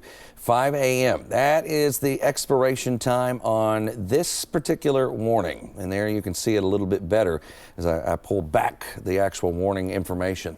But you can see all the communities that are highlighted and included in on this particular setup for us right now. So that is a tornado warning. Now what I'm going to do now is I'm going to stop the data because all this kind of happened so quickly out there. Let me zoom inside it here. Okay, there's definitely some rotation here, especially in that southwest corner of Pulaski County and then down into northern Wayne County. Very, very northern tip of Wayne County included in on that. That would be the reasoning that we are seeing that tornado warning issued. There's just a little hint there. And what I'm talking about when I say a little hint, I'm talking about some spin. And I'll walk over here and just kind of highlight that for you. You can see it right in there. See, you got the blues and the greens, they're backed up together. Well, that indicates on radar, it's showing us that there's spin. It's showing that the winds are going in two different directions. So you're getting that in that particular area right now. And that is expected to move off toward the east. And that's why we have places like Burnside included inside this tornado warning. And then you get out toward Mount Victory and beyond, all included in on our warning as well. So again, a tornado warning issued, runs through 5 a.m. It's 4:32 in the morning right now. So we got 28 minutes on a warning that we'll be tracking that way. Now let me bounce around with some of the other data and information so we can see exactly what is happening with it. I'm going to go to a broad view and just kind of let you see what we've been dealing with from the overnight hours and up until now. And we're loaded. We're loaded with thunderstorms. We're loaded with severe thunderstorm warnings. We're also now dealing with that tornado warning. And look at what's trying to spill over from right out of Tennessee. You see that activity just north and east of Nashville? All of that trying to come over the border as well. Now that could have been very eventful down in Nashville earlier. So we will continue to monitor that. But then you've got the severe thunderstorms that jump over the border and continue along their way. All right, if you are down there in Pulaski County, I know we've been kind of clear for a little while, but if you're in that area, and we've had some tough ones go through just north of there, it's time to find somewhere safe to go. And if you're at home and you're watching this, your phone just went off and you turned on the TV, whatever the case may be, you want to get in that safe spot, your safe shelter. And what that is a basement if you've got one. But if you don't, then you get to an interior room on the first floor. That would be the best location for you, maybe into a bathroom or something, or interior hallway. The goal is to put more walls between you and whatever may come from outside. The debris, the tornado itself, whatever. That you need to put yourself, you fortify yourself. It's just like building a fort like you're a kid and trying to protect yourself. And of course, as always, protect your head. And protect your head by the use of maybe if you got a little bicycle helmet, kids got some football helmets, whatever the case may be. that's what you need to do. So let's get back to this radar data, and I'll bounce it around some more for you so we can track exactly what's happening out there. So on this northern edge, you've got all the severe thunderstorm warnings, and that is a lot of lightning with that right there. Down to our south, what you find is the tornado warned storm. Now, there wasn't an overwhelming amount of rotation in this, but it was certainly there. I was seeing that when I pulled it up a few minutes ago, but it's right now on top of and on the southern side of Somerset. That would be where the rotation would be. If there's a tornado in that cell, it's going to be right there. It'll be crossing 27 here momentarily, and then we'll continue to eject from the eastern half of Pulaski County and then going over into Laurel County. The warning itself gets right up to the city of London. It's not in London proper. And it's not in Corbin either. Now, the warning might be very close because I can see just little snippets of like Whitley County that are also included in on this, McCrary. But this is the concern. Right there. You see this? That was our hail signature showing up. So sometimes it's a little bit delayed, a little staggered behind some of the radar data, but it's nonetheless there. And it's showing you that it's tracking right through. So again, this tornado warning from all the counties you see there, Laurel, McCrary, Pulaski, Wayne, and Whitley. And it's not a lot of Wayne, it's just this northern tip right here as you go back over into extreme southern parts of Pulaski. But just watch the trajectory on this. It's going to be moving right along those lines and continue as it starts to bail out there and head deeper into Laurel County and beyond. But we got to wait a little while on that. Look at the line of warnings that we still have active out there. I mean, you go all the way back down into southern parts of Tennessee, going over into Mississippi, and then you go all the way up into West Virginia, Ohio. A whole line of these thunderstorms that continue to possibly produce tornadoes along the way. So it's a long stretch of activity that we have out there this morning that we are tracking and watching closely. But the main reason we're here, now this is normal news time, but the main reason we're here and talking just exclusively about weather is because of this one right here that's around the Somerset area, south of Somerset, and then traveling along and right over top of 27. I'll drop that information so you can see the area. See the red line? We call this a polygon, okay? And that tells you the warned area, the most likely locations to be impacted by the tornado. If there's a tornado there, this is going to be the most likely area to get in on some of that action. Okay, that's our big concern here. And then you've got all of the other stuff. Sidebar to all of this, of course, we're still tracking very intense rainfall, a lot of lightning out there as well that all continues to add up and will lead to longer lasting issues here in the coming days. That's my other big concern with this. Was the setup for it. Tonight's probably the most significant severe weather threat we have in this whole run. Now, we're going to see more, but I think tonight was kind of the big wallop, and now we're going to get some more stuff going the next few days, but maybe not as widespread for Kentucky as it has been so far tonight. And this morning. I say tonight because we've been here a while, but from here this morning as well. I'm going to go back in on our warned storm again. I'm going to stop the data because I've got to look in there. I've got to take a little peek on the inside to see what the winds are doing. And oh yeah, there it is. You saw that fresh update come in. Man, that is not very pleasant. All right, well, we're talking in between Somerset and Burnside, that general area. You've got some rotating skies, rotating tornadic activity possible in that particular area. Wow. Again, you've got some of the roads you can see there on your screen. I'm pulling up like 2 or 3 different sources here, guys, so just give me a second while I'm looking at some of this other data too, because I've got side data that I use. But that right there, very, very convincing that we certainly have that and developed inside of it. Wow. All right. I'm just checking on the speeds now. So the speed of that velocity, and what velocity is, that's the spin in the air, and it is enough to definitely suggest that there is something spinning there, maybe, of course, being a possible tornado embedded within that. So there's no doubt about that. The spin is very evident, very clear on the product that you're looking at right there in front of you.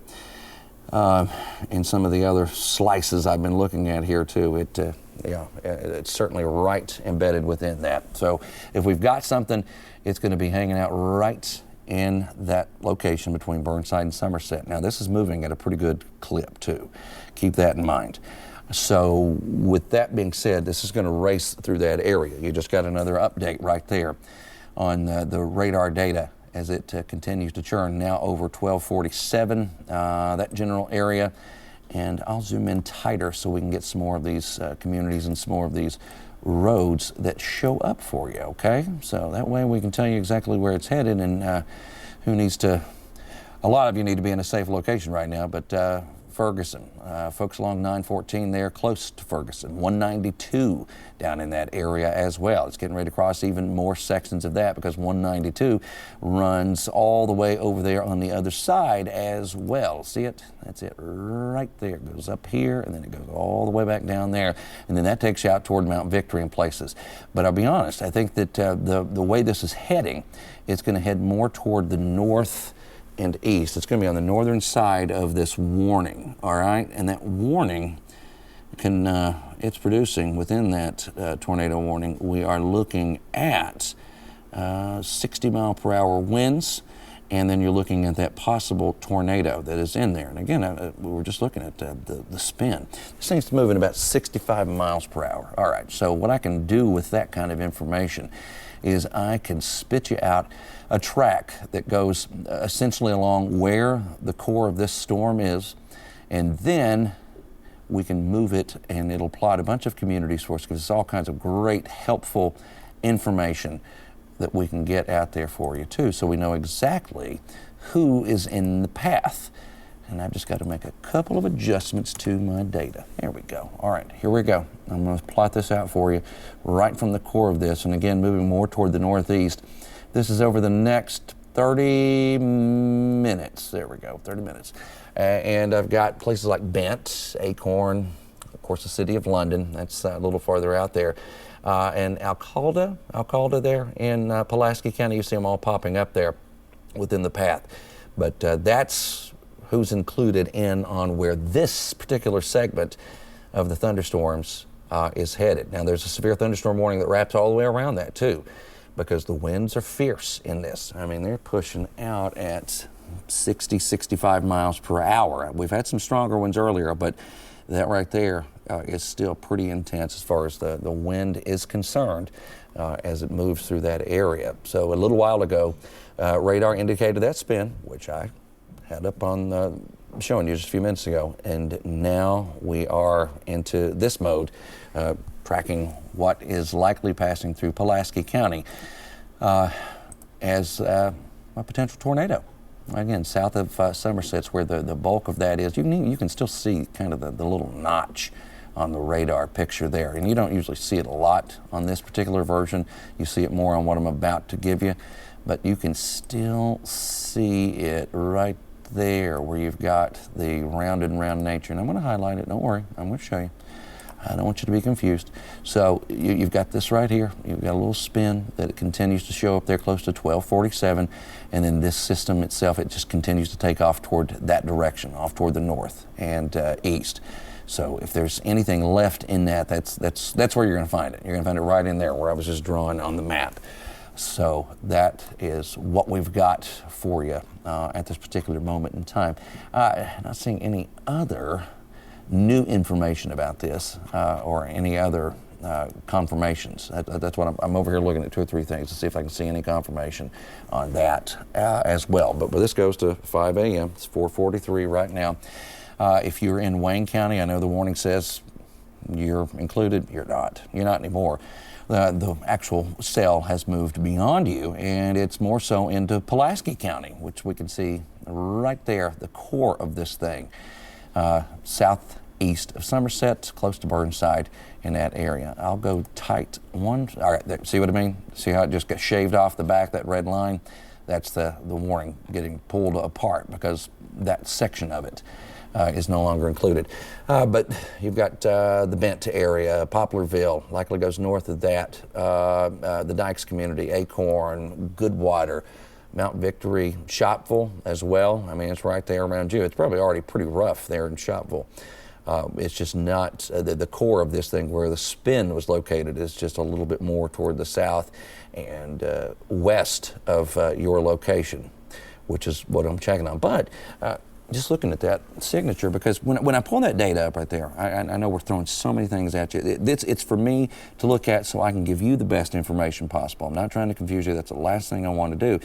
But that tells me right there there's some decent gusts in there, at least of 60. I can see that right away. At least 60 miles per hour is coming into play within that warned storm. So the winds above us, above our heads, are even stronger than that, but as they work down to the surface, they do tend to lag behind a little bit, so they're not as intense.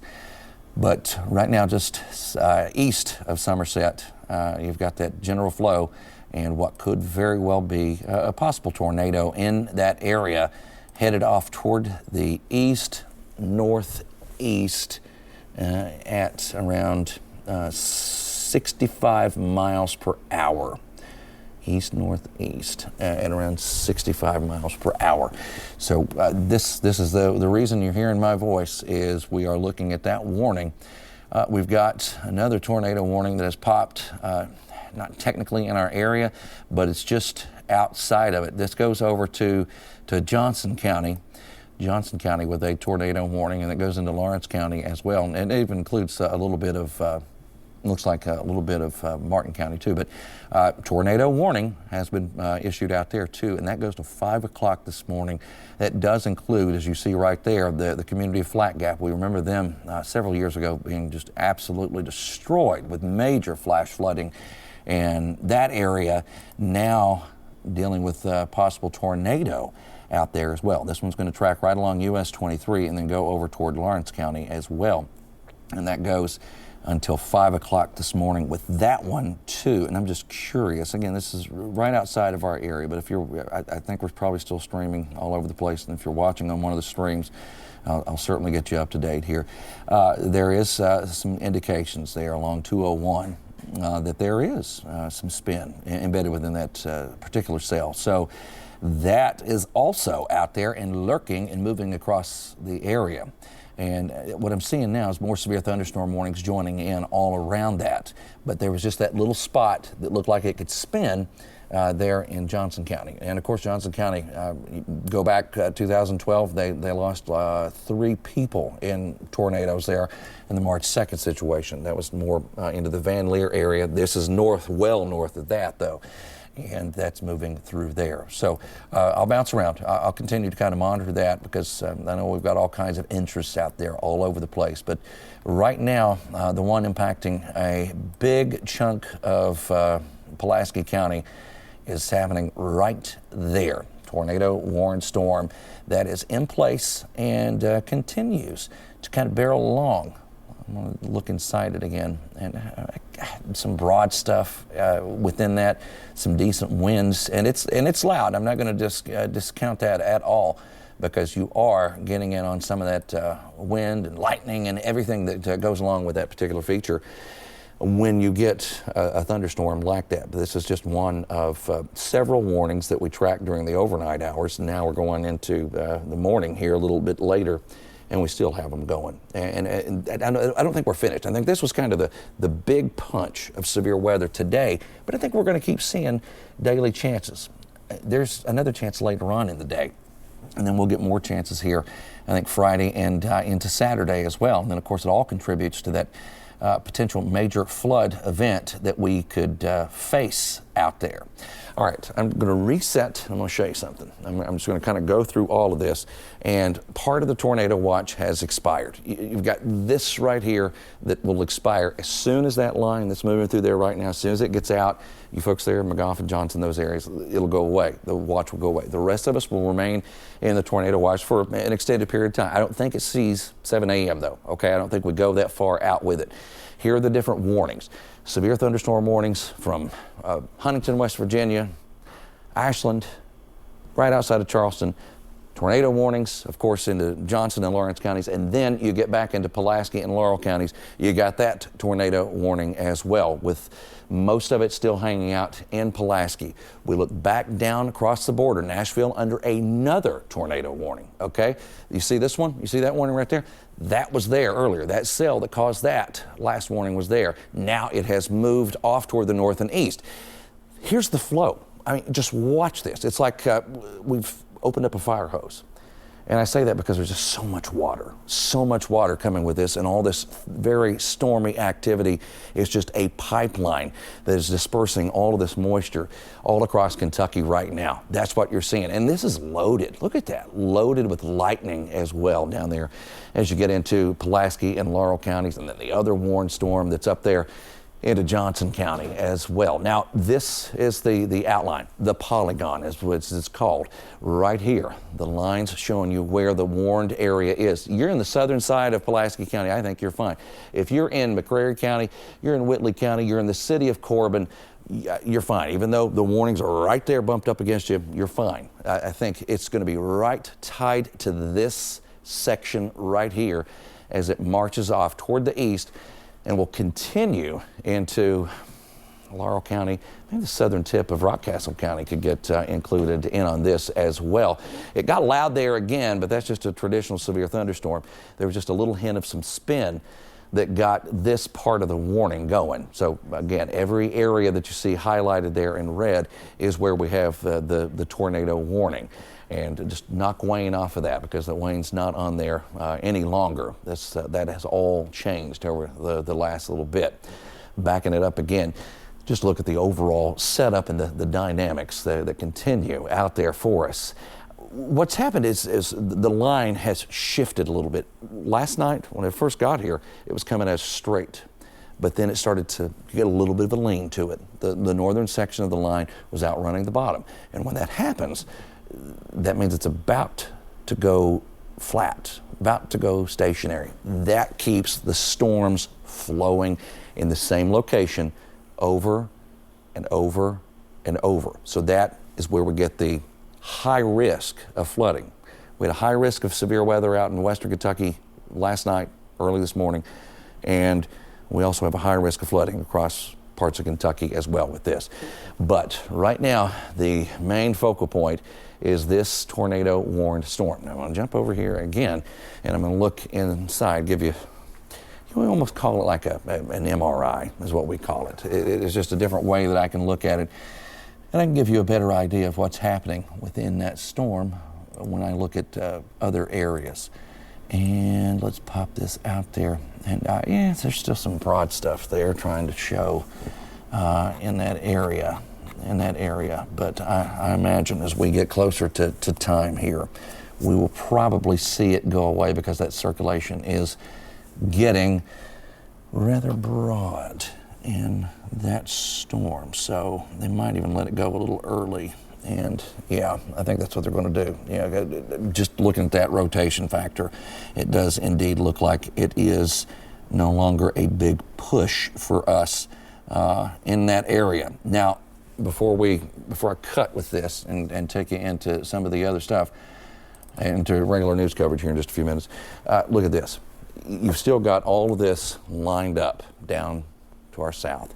So a whole string of tornado warnings. This has been going on all day, by the way. Not here, but in other states. Missouri, Arkansas, Tennessee.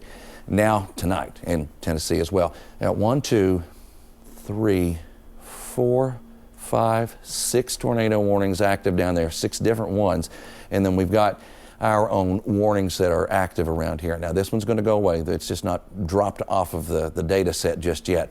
But you've got that steady flow of thunderstorms. So more of these could very well enter our area and trigger more activity for us. So we'll stay on top of it here for you overall the next several hours this morning. But again, going to allow this one to go to the wayside, as it was a warning, and we were certainly looking into it, and it started to look a little bit better. It's still a strong storm, don't get me wrong, but it is not producing tornadic activity any longer, and we'll continue to kind of monitor the rest of the situation out there as one right after the other lining up for us. And this is just day one. the severe threat goes down, but I think we continue on with the heavy rain. All right, so we're going to take a quick break. We'll be back with WKYT Mornings, and we'll break it all down for you. Coming up. Stays pretty strong as it races through Laurel County. Now back into this one. See, morning's gone. All right, see, here we are back in Monticello. There's your hail core suggesting there could be some larger hail associated with this particular storm. And there's your rotation. I mean, this is literally on top of the city of Monticello. Literally on top. If this got all the way down to the ground, okay, if this rotation got all the way down, because we look at the atmosphere in different ways. Not important. What's important is if it got all the way down, there's definitely one there passing through the county seat, which is Monticello. What are you seeing over there, Alexa, from some of the other information that we have access to? I was going to say, I think the main concern with this stretch, Jim, is the fact that it's all in this same line. We just saw that one tornado warning expire that was going through parts of the Burnside area, and now we're kind of keeping our eye on this cell here in Monticello. But there's another warning just right behind it for our friends in Cumberland City, and you can see they were almost hit by 2 hail core areas. It went really quickly over. That's the one that's in Monticello right now. We're seeing one that's headed towards Cumberland City. And again, all these are kind of going along the same track. They have severe thunderstorm warnings paired with them, so it's something you want to keep your eye on.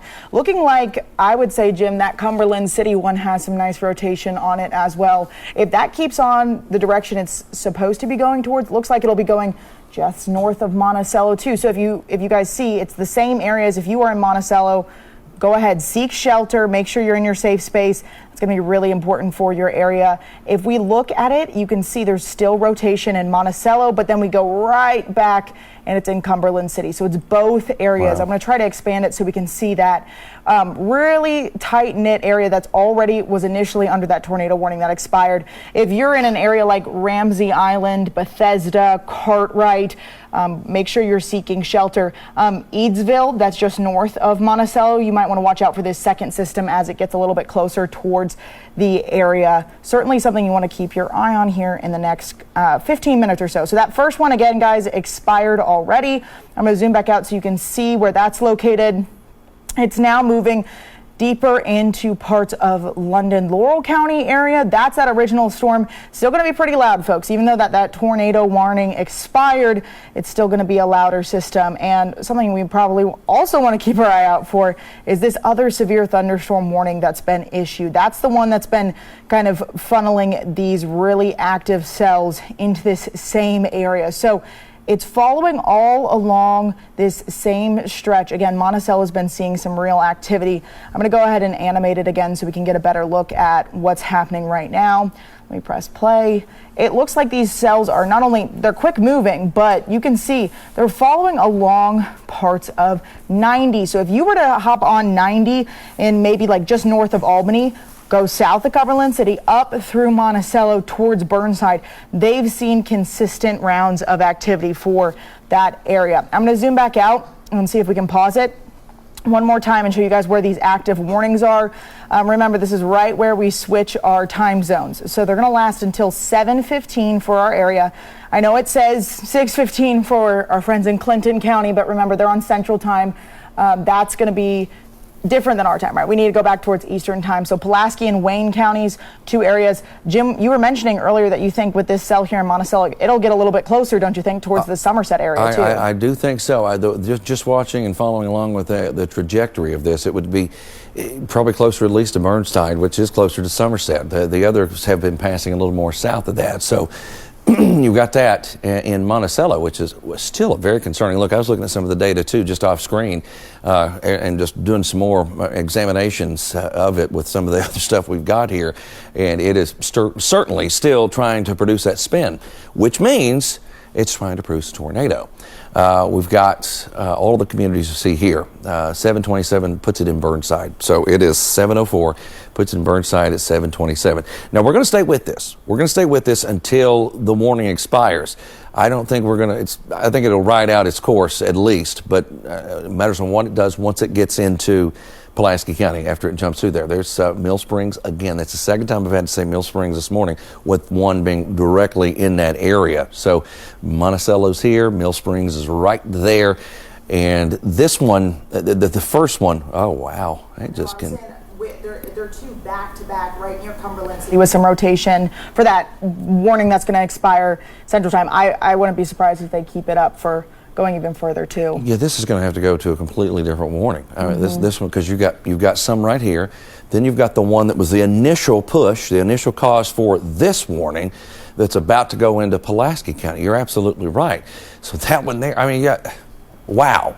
That's just incredibly sad to see, because you've got two that are back to back that are showing rotation all embedded within almost the same storm. Almost. I mean, there's a little gap in between when you look at it, but you've got rotation there, you've got rotation here, all of it aligning quite close together there as it went through, as you said, Cumberland City.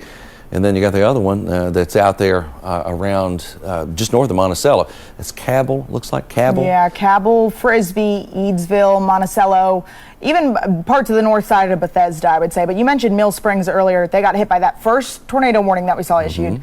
Looks like this one that's coming from Monticello is headed their way, and then going through Steubenville too. And doing the same old things here, going along 90. That's 90. There's Fraser off in the distance. And again, hopefully we'll find out what they're going to do with the warning itself. If it's me, I push the button and I go with an extended warning on into deeper into Pulaski County. Okay, but we're still waiting on that to officially come through. I was going to say, I think we were just hearing word that they're going to do the same process as they did with that first one. They're going to let it expire at 7:15 and just replace it with an SPS for lingering wind gusts. So they're not going to continue with the tornado warning. That's what they said their same thought process was right now, versus extending it deeper into Pulaski County area. Huh. Well, that's interesting.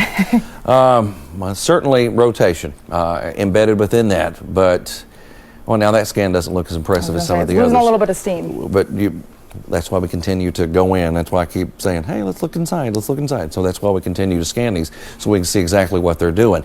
Nonetheless, just like what you're seeing in the city of London right now, that thunderstorm that's on top of you, it was once a tornado warned storm. You're still getting some gusty winds out of it. It's tough. This one's going to do the same thing. But yeah, there you see it. London, wind just picked up again. The rain's about to get a lot heavier.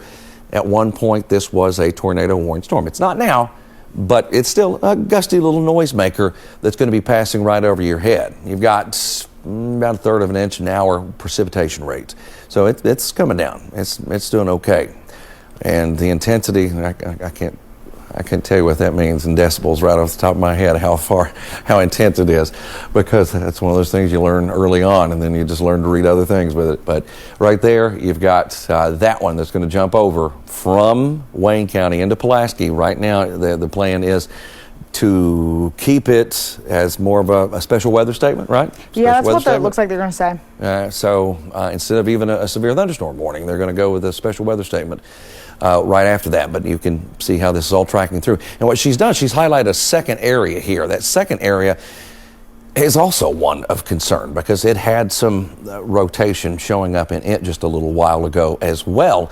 And it is moving in that same general area. I would be interested to see after this third one goes through, the one that we're watching on the main backside, I would be interested to see now how much rain has fallen in this area.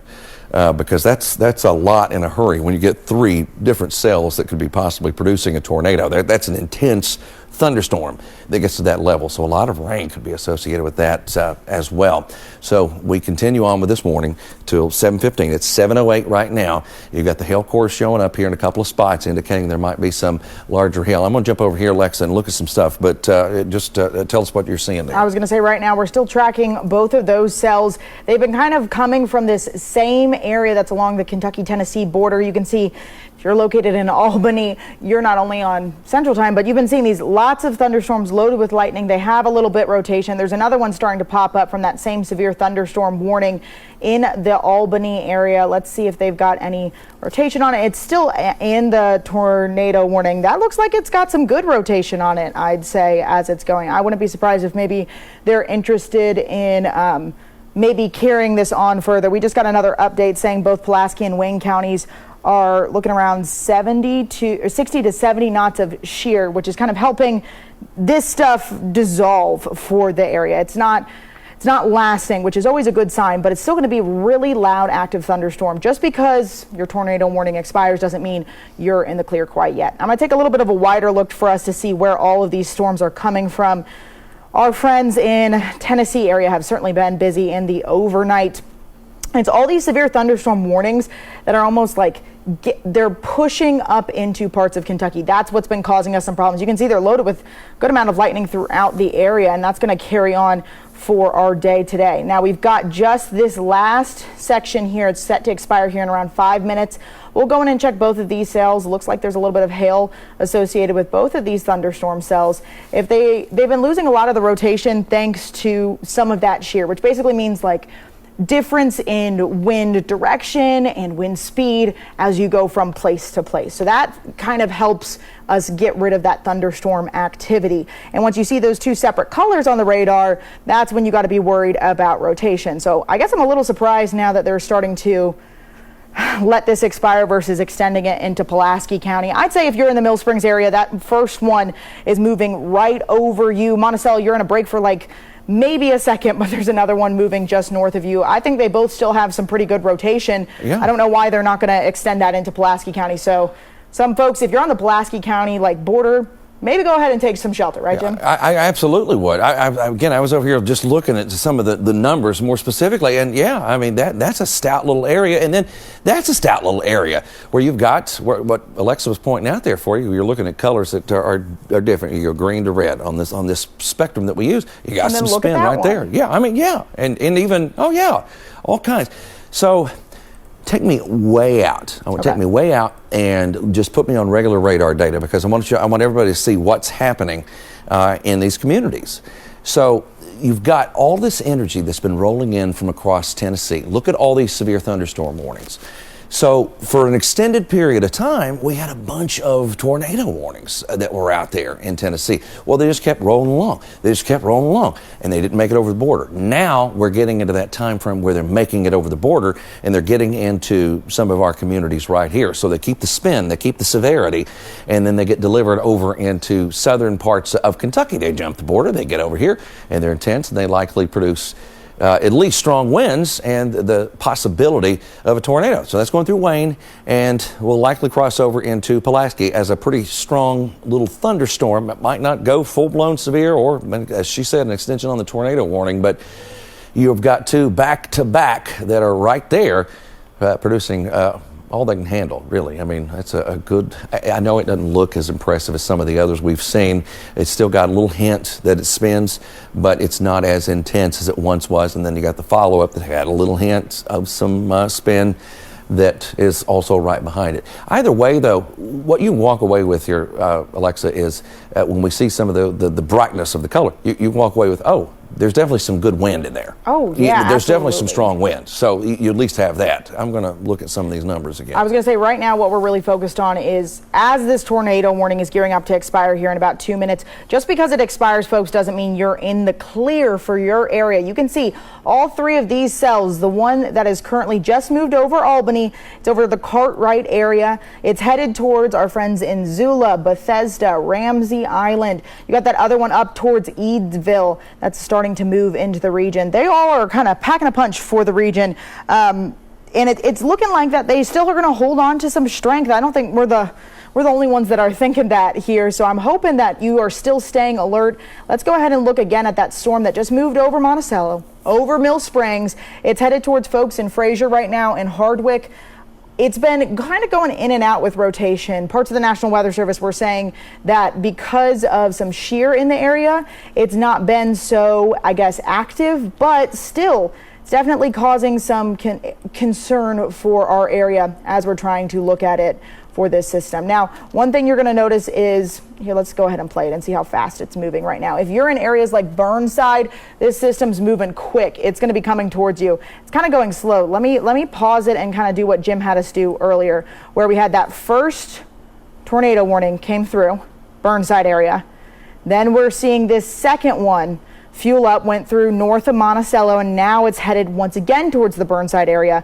And now we're starting to see it look like it's going to be pretty active for Eadsville as well. I mean, this has been a really active overnight for us here in Kentucky. I'm sure a lot of folks are waking up to quite a bit of water on the roadways as you're headed out the door. So make sure you guys are taking things calm, doing what you need to do, because again, these tornado warnings are definitely no joke, and I'm surprised that they're not going to carry it, I guess, deeper into parts of Pulaski County, because you can see that first cell, it's now in parts of Pulaski County. It's really only including the area of Naomi. But again, if you're in Burnside or parts of Shafter, you're going to want to keep your eye on it. Yeah, they just let that warning expire, Jim, but we still have all these cells, and you can see that other one down just south of Cumberland City. It's packing a punch too, kind of all in the same go about, but there's no warnings out right now. All along that same track, yeah. I mean, it's right there on that southern flank of all of the storms, the big heavy swath of rains to the north, and then right through that southern side,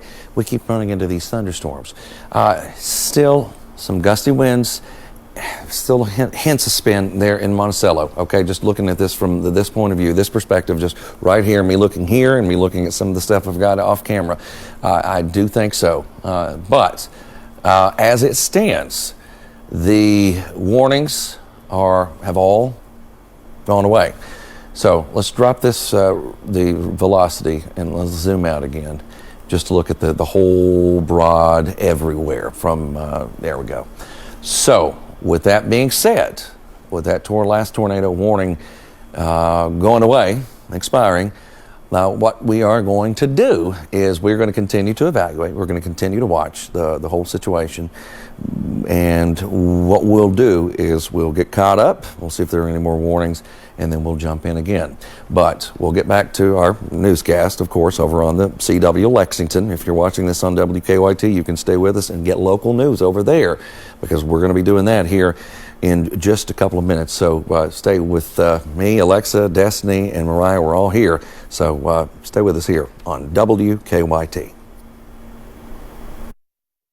We now join our regularly scheduled program already in progress. Kind of conjoined with a severe thunderstorm warning for our region. I'm going to go ahead and back out for our screen a little bit here so we can get a bigger picture and let this radar go down. Again, you can see that severe thunderstorm warning is stretching into the Lake Cumberland area. It's pushing into parts of Russell County, but right now we have that tornado warning stretching immediately from Clinton County into Wayne, Pulaski, parts of McCreary, even stretching all the way up in towards Somerset area. Now, this system's moving pretty quickly. You can see that cell, it's rolling right along nicely. Those gray areas are where you kind of see some of that hail impact on the radar. So that's your hail core you could see.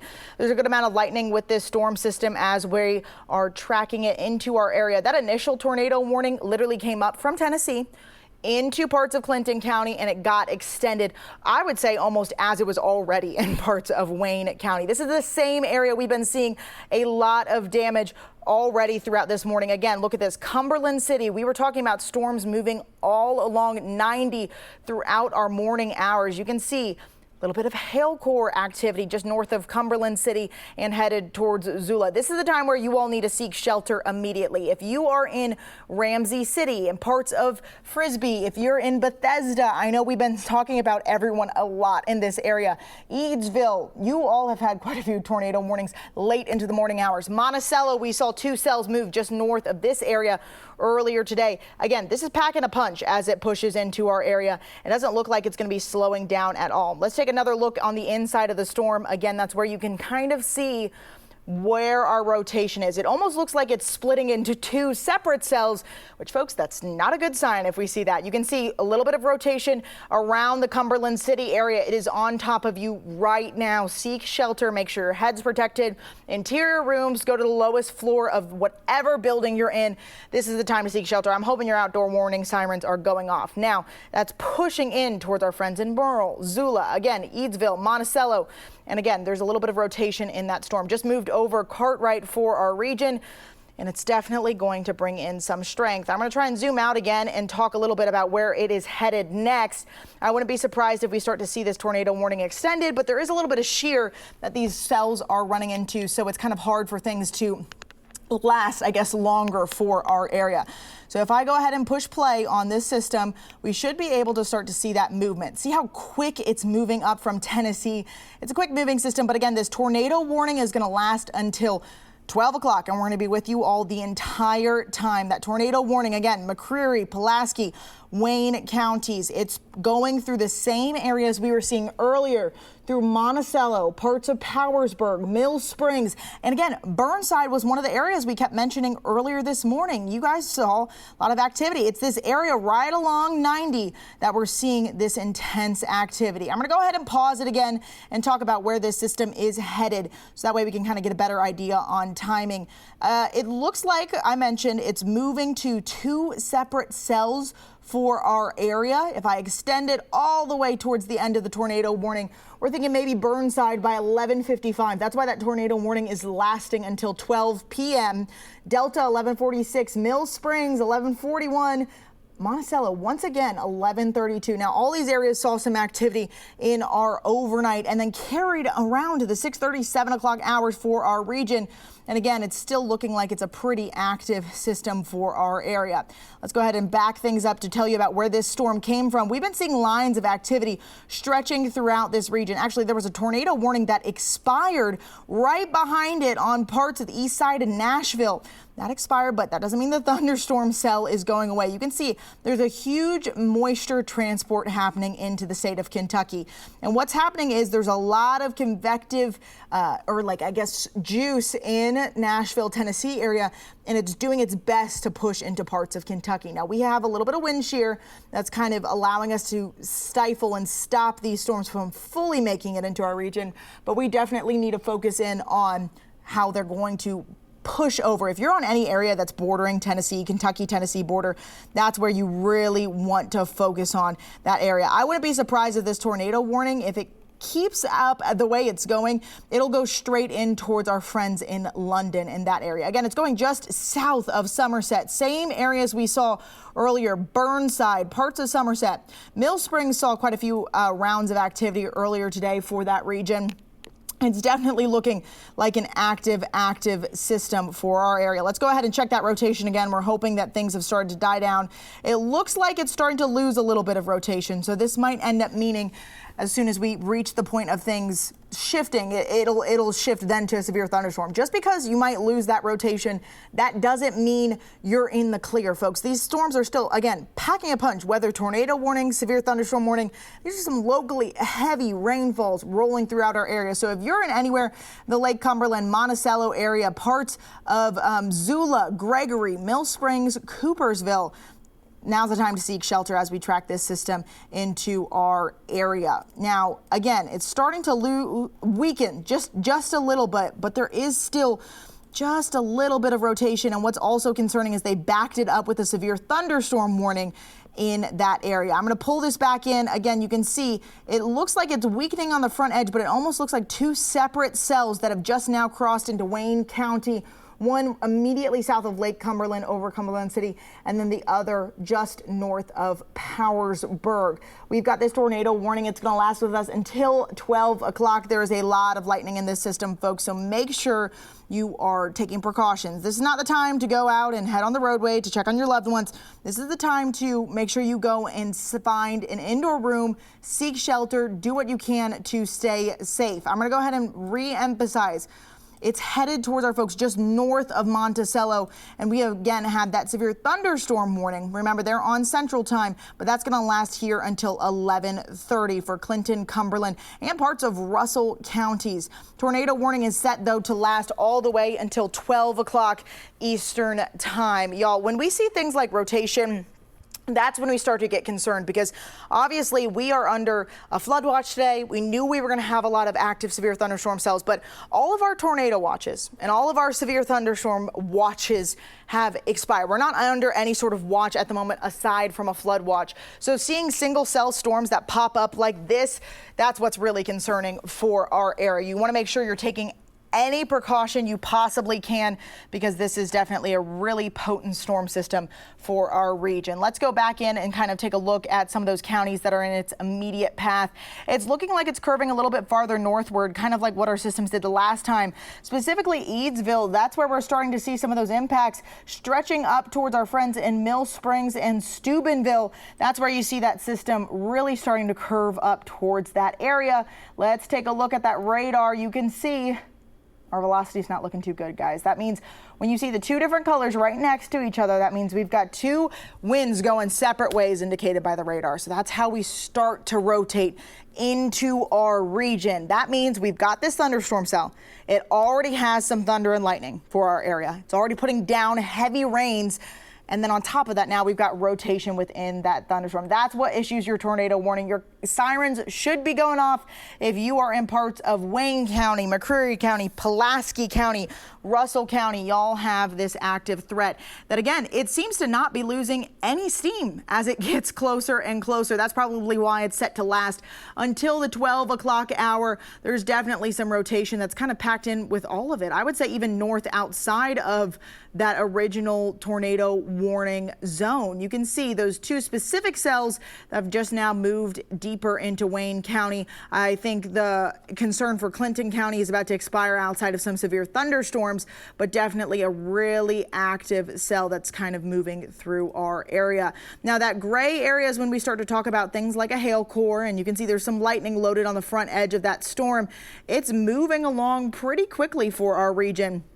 And I wouldn't be surprised if it starts to curve a little bit upward, headed towards Somerset. Mill Springs, that's what we saw earlier today when that original tornado warning went into effect around 7 o'clock for that area. So definitely something you want to make sure you're seeking shelter. If you are in areas like Mill Springs, Monticello, if you're in Eadsville, Steubenville, Fraser, Burnside, this is the time to go ahead and seek shelter. That means an interior room, whatever you can do to make sure you're staying safe right now. We also have a flood warning that is out for our friends over just north of Bowling Green. Really, they have been seeing a lot of heavy rain. Started a little earlier than the rest of our area, and that's going to last for quite some time for our region as well. What you're going to notice is you can see that flood warning is going to last until around, it says 10:45 for their area, so I guess they might have extended it a little bit more considering we're at 11:26 for our region. But definitely make sure you're seeking shelter. Don't drive, turn around, don't drown. These are the types of systems we are definitely very concerned about for our area. Let's jump back down and again focus in on this tornado warning. You have that severe thunderstorm warning that literally crosses just over behind this system. But this system's not really losing any intensity as it's pushing farther and farther in. What we're noticing right now is areas that could be affected. I mean, Somerset kind of goes into that cone. We're seeing Somerset will start to see some activity from around 11:46, which is in around 15 minutes or so, maybe a little bit more. Alcalde is going to see activity here at 11:50. Shopville, 11:57 a.m. Mill Springs, y'all need to seek shelter right now. It's 11:27. We're going to start to see some activity around 11:36 for our region. Definitely an active storm system. It's all part of what's happening big time across our area right now. So what happened? We had all those storms in the overnight, folks, right? And what we saw was a lot of, we had all the right ingredients for our area. And then now what's happened is that front has kind of stalled along western Kentucky. So we're getting some continuous moisture that's like funneling into our area. And it's eventually kind of giving us those rounds of heavy rain for our region. We've definitely seen some intense rainfall rates for this system. Again, that tornado warning is going to last until 12 p.m. for your area. 12 p.m. for parts of Monticello. It's moving just now into the Monticello area. Now's the time to seek shelter for your area. It's definitely got some rain that is pushed in with this system. We're talking about a good amount of rainfall as it moves through our area. I'm going to go ahead and try and pull up our velocity where we get a look at those wind speeds and directions on the inside of the storm. So if I go for our most recent radar outlook, I know y'all are used to this from seeing Jim and Chris do this. Basically what it means is I'm going to pause it and I'm going to take a look inside the storm system. I know it looks scary from that hail core, but what we're seeing right now, it's not looking too bad. I mean, it's still got a little bit of that rotation with that system, but it's a lot less than what we were seeing earlier. So hopefully it's going to stay, I guess, not as strong, and then eventually we'll see this turn into just a really active thunderstorm where you still have like one of those special weather statements that is carried on and it lasts for our area. So hopefully that'll be what ends up happening for our region. Again, it's lasting all the way up towards just south of Somerset. That's the important part that we want to focus on. It's moving north of Monticello. If you are anywhere along 90 in southern Kentucky, I mean, you all have just been busy nonstop this morning. A little bit of lightning near Bethesda, Eadsville, and it's headed towards Mill Springs. Mill Springs, you had two separate areas that rolled over your region earlier today. And again, if we look inside the storm system, that's what we want to focus on. It looks like just a little bit of rotation is still showing up on that front edge of the storm near parts of Monticello area. So again, this thunderstorm warning is expected to extend to 12 o'clock, but it's a quick moving storm. We've already watched it move a lot in a short period of time, right, folks? Make sure you're seeking shelter and finding a higher ground. Here's a look at your tornado warning. I'm going to go ahead and press a quote so we can see the exact specifics of this tornado warning, see if they're going to maybe get ready to extend it. Still has until 12 o'clock for our region. The good news is that hail core seems to be moving, I guess, a little bit slower, but it's those two separate red regions that we're a little bit concerned for our area. It almost looks like they're going to split around Monticello for our region, and that could definitely cause some problems for our area. I'm going to start pulling up some stuff about timing. I'm going to see if our people in the back that are helping me out, Rob, can maybe flip over to the chroma key so I can point some things out for our region. That would be super awesome if we could shift that direction.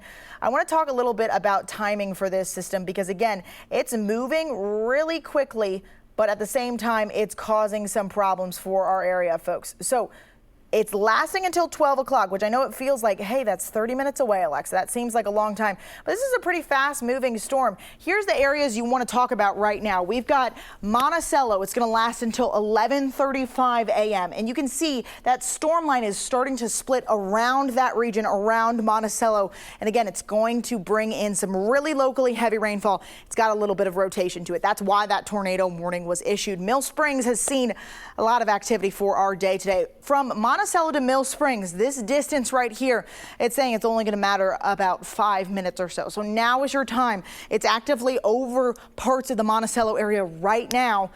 It's moving towards Mill Springs. Go seek shelter, find an interior room. It's making its way all the way towards Burnside, which is where we again followed this track along 90. That's that road you can see right south of Cumberland City, follows 90 through Monticello. We've been seeing a lot of storms fuel up in this area, and that's all because of parts of the storms pushing up from the Kentucky-Tennessee border. When the storms are pushing up from the Kentucky-Tennessee border, that's kind of, they're having issues trying to make it into our region, I guess, right, folks? Because we've got a little bit of wind shear. We're trying to make it difficult for them. And the storms start to dissolve, which is what it looks like this storm is starting to do now. In fact, it's starting to lose its hail core, which is always a good sign. What we want to see. We still have 30 more minutes in this tornado warning.